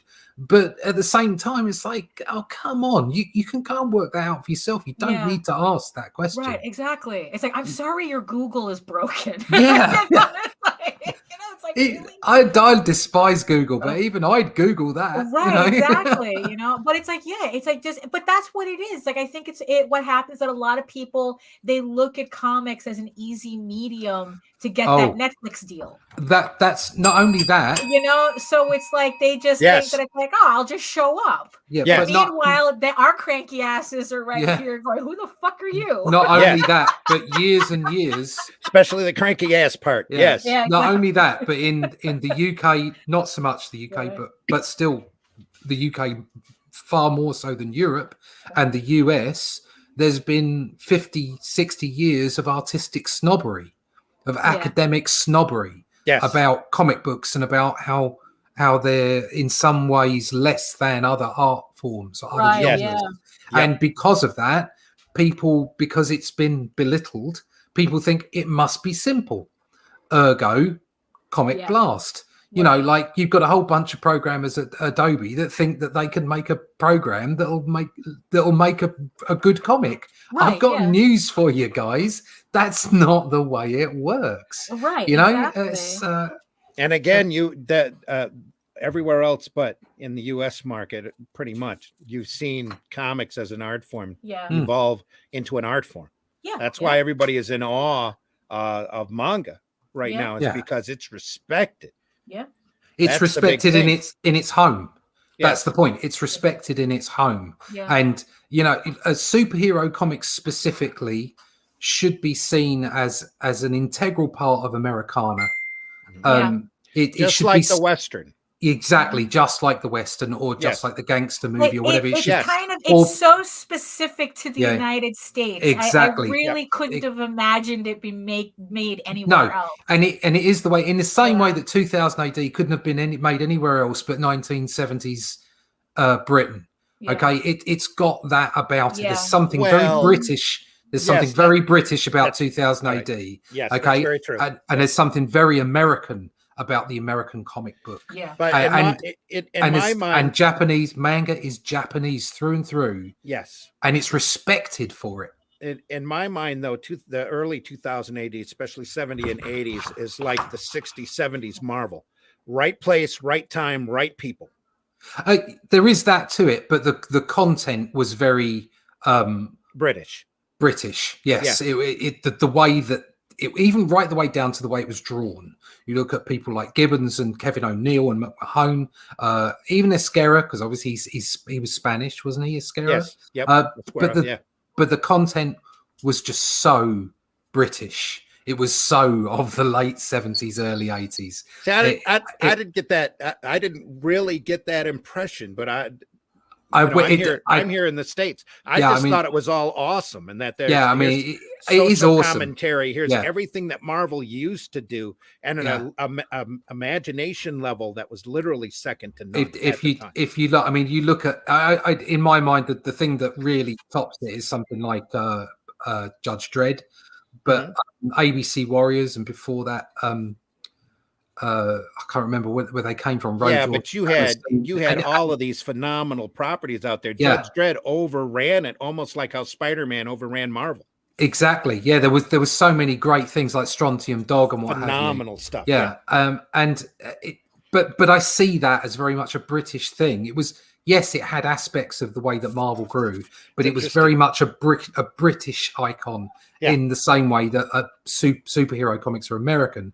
And that doesn't mean that America hasn't produced fantastic other comics. Look at the romance comics, look at the horror comics. There's been some fantastic comics from America, but the superhero in it is just so very, very a certain type of fantasy sci-fi, which is what it really is. The superhero aspect of it. Well, that's really what 2000 AD became. Was hardcore fantasy sci-fi. Sci-fi, yeah. With a lot of those heroic tropes that you would find in superhero in the a lot of genre. I think there's a lot more melancholy in it. You look at things like Rogue Trooper and what have you, and I think there was a lot of, like you say, there was a lot of social commentary, but there was also that little tinge of melancholy to a lot of the stories, and which you didn't always get from the superhero comics. But like I'm saying, the point of what I'm trying to say is that it should have been given its rightful place. In the hierarchy of Americana and important art forms. And if that would have been the case, then maybe, just maybe, larger publishers would be braver, or at least not the publishers. It's hard to blame individuals like that. Executives, all right, like bean counters. Then maybe the bean counters would have said, yeah, you've got a longer reign and a bigger budget, and there would have been a more opportunity for right now for instead of trying to recreate manga by making everything a superhero story. So we're going to do a golf story, but it's going to be a superhero story. We're going to do a supermarket. You can whatever you want as long as it's superheroes. We're going to do a supermarket slice of life story, but it's going to be a superhero story. Yes. No. The reason that manga works is because everything is not superheroes, but because of this belittlement of the American superhero, and because of the belittlement of the comic book industry in general in the West, in America and UK specifically, it gets to the point where the only thing they can see it is through the lens of superheroes. And it doesn't work. Make superhero comics, adventure, sci-fi, fun, nuts, okay? And then bring out other comics, romance comics, slice of life, emotional comics, mental illness, whatever you want to do, whatever you want to get that comic and get it out there to people that will buy those books. Yeah. But if you make everything through spandex, then even the important things you're trying to say will be ignored. One, because spandex, the movies make $1 billion. But one because spandex is easily to ignore when you're looking at those kind of things, and it's not the right genre to make it through. But also because of the belittlement and the snobbery over the last 50, 60 years, that people aren't going to see the medium as valid. And so that's another reason why people go, I'll make a comic. That's got to be easy. Nobody else thinks it's any good. Everybody else thinks, J.K. Rowling said that she'd never have her stuff going through a comic until recently. Apparently that's changed now, but she had a multi-million-dollar seller because at the time her perception of comics, what a comic was. So she was sequential art. It was shitty literature. Yeah, she was ignorant of the way that comic books work. Yes. Uneducated in the way that they work. I mean, I believe that she's changed her mind on that now, and it's good to see people adapt. But it was part of that whole snobbery around sequential art and comic books, and it's got to stop. And hopefully manga is showing people that it must stop. You know, manga is so risky. You see an old man and a young girl sitting on a tube, and they'll both be reading manga. Yep. Because it's like reading a newspaper or a book or picking up your iPhone over there. That's the way it is. It's publicly accessible. Yeah, publicly and accepted. It's not just accessible, acceptable. Yes. Okay. Oh, and also the thing is too, is like what I find interesting is that people there also, what's also like what I find fascinating is that like people will sell their manga collections, and then it's like you can still find like, you know, like old mangas that you could just pick up normally, like if they were new. You know, it's like it's different. It's kind of like used bookstores, but it's used manga stores. Yeah. So it's like, so these comics are always in circulation technically, because nobody's throwing out stuff. They're just reselling them back to stores. And then if you can even find stuff from the 70s if you want. Marvel does that now, only they call them omnibuses and they charge $150 bucks a volume. Exactly. But that's the accessibility part, right? You know, I know. There's I got myself the other day. You know, I got that Jack Kirby artisan book. Yeah. I got the Remitter one as well. I got Remitter Spider-Man artisan book, and there's a whole bunch of splash pages and covers by Buscema. Right. But it's an artist book. Right. Yeah. It's not 120 quid. That's like $150. If I wanted to pick up more Conan books, I either have to look for the essential, you know, the black and white essential ones, because it's like I wish you could get hold of those. Right. Yeah, I can't get hold of an essential. Swords, I'm paying, or it's like I'm paying like $15 for, you know, it's like if I find Savage Swords, they want $15 a piece for it. Like I got there's not even accessibility for the old stuff. No, I don't. It's not an essentials. I think it's like a classic. And just imagine. I got a Buscema one the other day. Just imagine how their audience would jump if they did a thin newsprint, cheaply printed reprint book, just like, and you'd think Marvel would learn this lesson, but they won't. Just like they did over in Britain back in the 80s, where they took everything that Marvel had ever done, stripped the color out of it, and kick it out in newsprint black and white over and over and over again to an audience that was eager and hungry to read it. Lived on that stuff when I was a kid. Lived on that. But I think that's also that's also part of the trend, especially recently, that I mean, it really came to light for me when I was like watching I guess the last stockholder meeting for the Disney parks, and how now it's like the whole trend now is not about customer satisfaction, but squeezing as much money as possible out of each individial person. That's which means thing. That everybody, which not means just Disney. They're not interested in like 100 people spending $1. They're interested in 2 people spending $100. Yeah. Yes. You know, so it's like the rest of us really miss out on stuff because of that. Sad corporate thing. And on that note, Russ, tell folks how they can find you.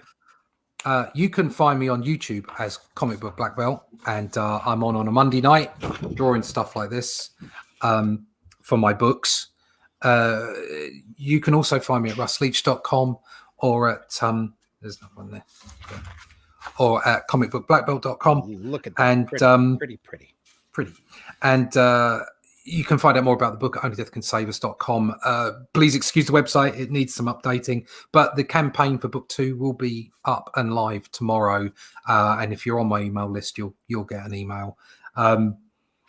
You can also find out more about the cookbooks that are being serialized through Arrow Comics. You can find out at Liberty and at Arrow about those guys. They're on Facebook. You can find more about them there. And that's about it. Sign up for my email list if you can. You can either go to the pre-launch page over at Indiegogo, but even more useful, if you actually go to one of my websites, any of them, there's an email list link there. Just sign up for the email. And I don't fill your email box full of rubbish. I just tell you when events happen and things are going on. That's about it, I think. Yes, thank you. Daphne, tell folks how they can find you. Oh, sure. You can head over to my main portfolio site at eagleworks.com, where you can find links to all of my galleries. And also you can find links to my current Kickstarter for Eagle Raven, Heir of the First Unicorn, issue 3, which is now a project we love on Kickstarter. So show it some love. Yeah, exactly. So you can also find me mostly on Facebook too, if you're into that social media life, and where you can see sketches and current work in progress and updates. I'm getting back into trying to take care of my YouTube. I've been neglecting YouTube a little bit, but I do have a lot of like tutorial videos and stuff that you can. That's always evergreen content there, so you can always check that out. You can also read the first 5 issues of Eagle Raven, Heir of the First Unicorn at eagleworks.com, in case you need some convincing to support the Kickstarter. It's the original black and white version, where the Kickstarter version is in full color and with remastered art and lettering. So there is a difference, slight, there's some differences in the two. I much prefer you get the Kickstarter version because it is my ultimate version. But like I said, you can read the story for free at eagleworks.com to try it out.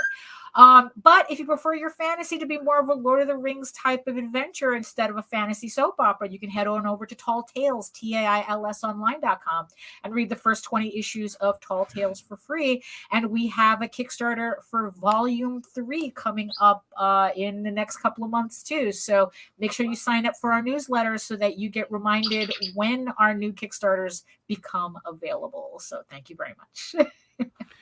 Alvaro Cortez, I believe that's the last name. Sorry if I massacred it. Junior said, I arrived fashionably late to the stream. We'll watch it later. I apologize in advance for the nonsense. We want to thank everybody who is listening today. This has been the BrEaKfAsT Buzz for the 30th of September, 2021.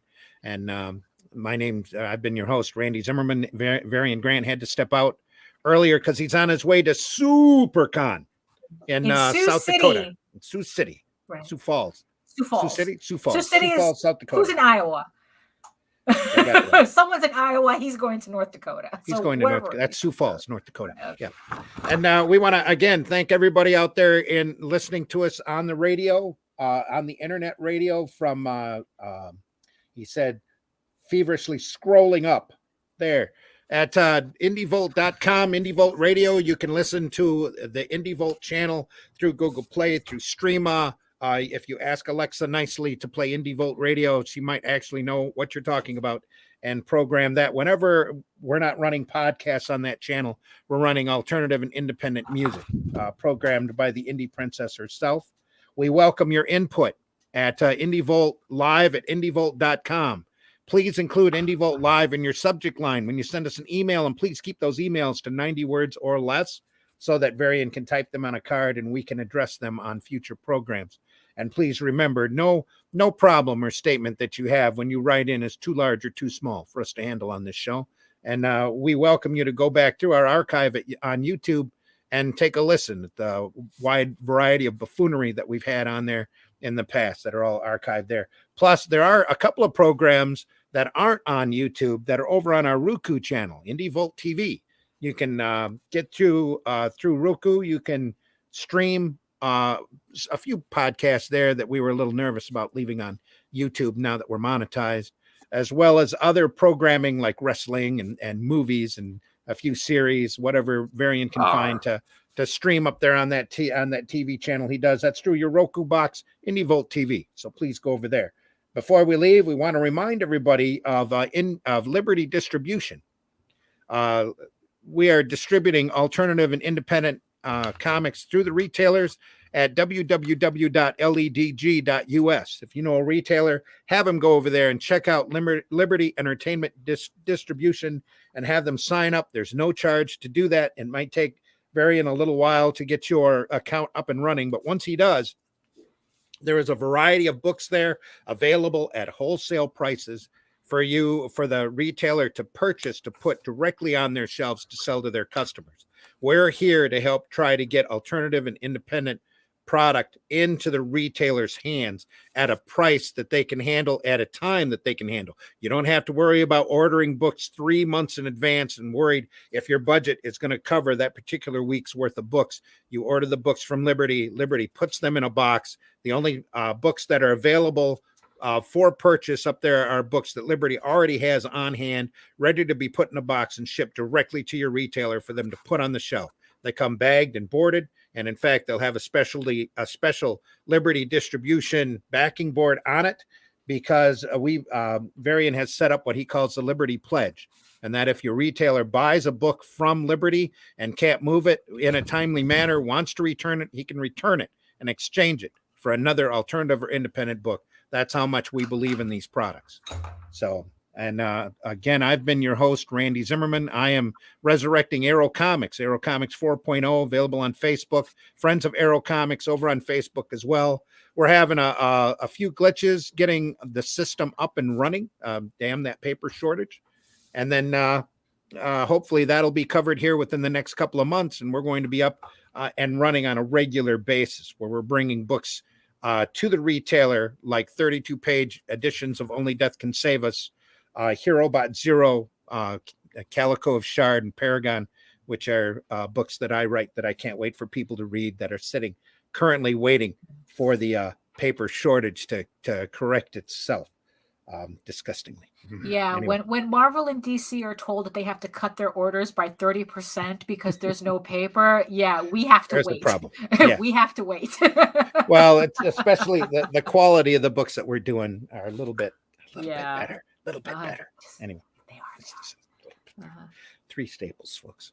Beat that. Anyway, we want to remind folks that especially if you have a campaign, you're going to want to ship those campaigns dependently out to your backers, and use a Gemini mailer. Go over to Gemini Comic Supply and get a 10% discount on your Gemini mailer order by using the coupon code VOLT10, VOLT10, on your way out.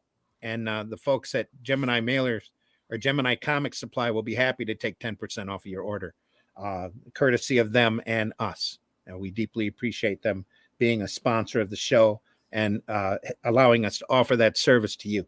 And we know a lot of people have taken advantage of that, and we're deeply proud of that.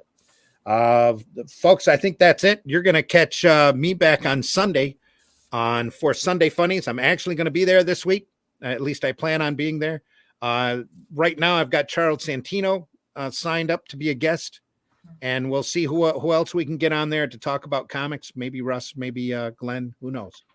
And on Sunday Funnies, we try to add more fun and a little bit more whimsy to the comics. I do a little positivity, put the fun back in funny books, that kind of thing.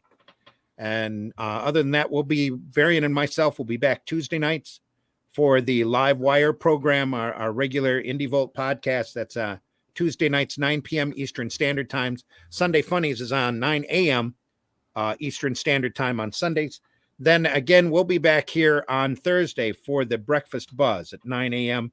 Eastern Standard Time. We also have a few other programs throughout the week. Geekgasm is on Wednesday night at 9 p.m. We're not sure if Indie Princess will be up and available to run that show this week. But normally on Wednesdays, 9 p.m., we have Geekgasm, which is comics and geekery from a more feminine perspective, usually more adult as well. And, if listening to this show is any indication. Yeah. Then also Saturday afternoons at 12 or 2:30, Brandon hosts a variety show called Pitches Be Crazy, where we have a couple of people who have campaigns make their pitches for their campaigns in a unique and interesting way, and the winner at Brandon's discretion gets their campaign backed by Indie Volt for I think it's a $50 tier. That show is always fun, quite a variety show, and again, all of these shows are archived over on YouTube for your listening pleasure. If you're sitting there working, you can always tune one of those shows in and enjoy yourself as much as you'd like. So other than that, I think that's it. I can't think of anything else that we need to cover. We deeply appreciate everybody listening. And we'll see everybody next Thursday morning for the Breakfast Buzz again. for more conversation, more comic talk, more catastrophe, more nitwittery. Less talks about roundabouts. We promise. We Maybe. promise. Maybe let's talk about roundabouts. We'll see how it goes. We wish everybody the best. Have a good weekend, everyone. We'll see you on Sunday. Take care. Any last words from anybody? Well, just the usual. Buy independent comics, especially ours. And as Varian likes to say, please leave this industry in a better condition than what you found it. We deeply appreciate you listening again, and we will see you soon. Yo. Ciao. Does Yo. done, yeah. Take care, everyone. Stay safe. We'll see you.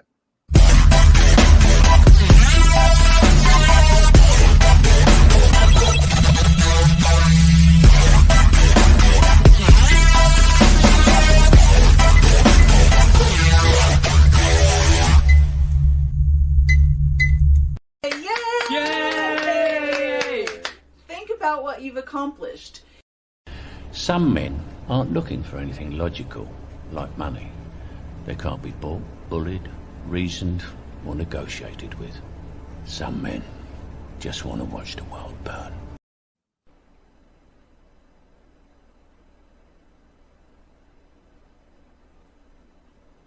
You're still here?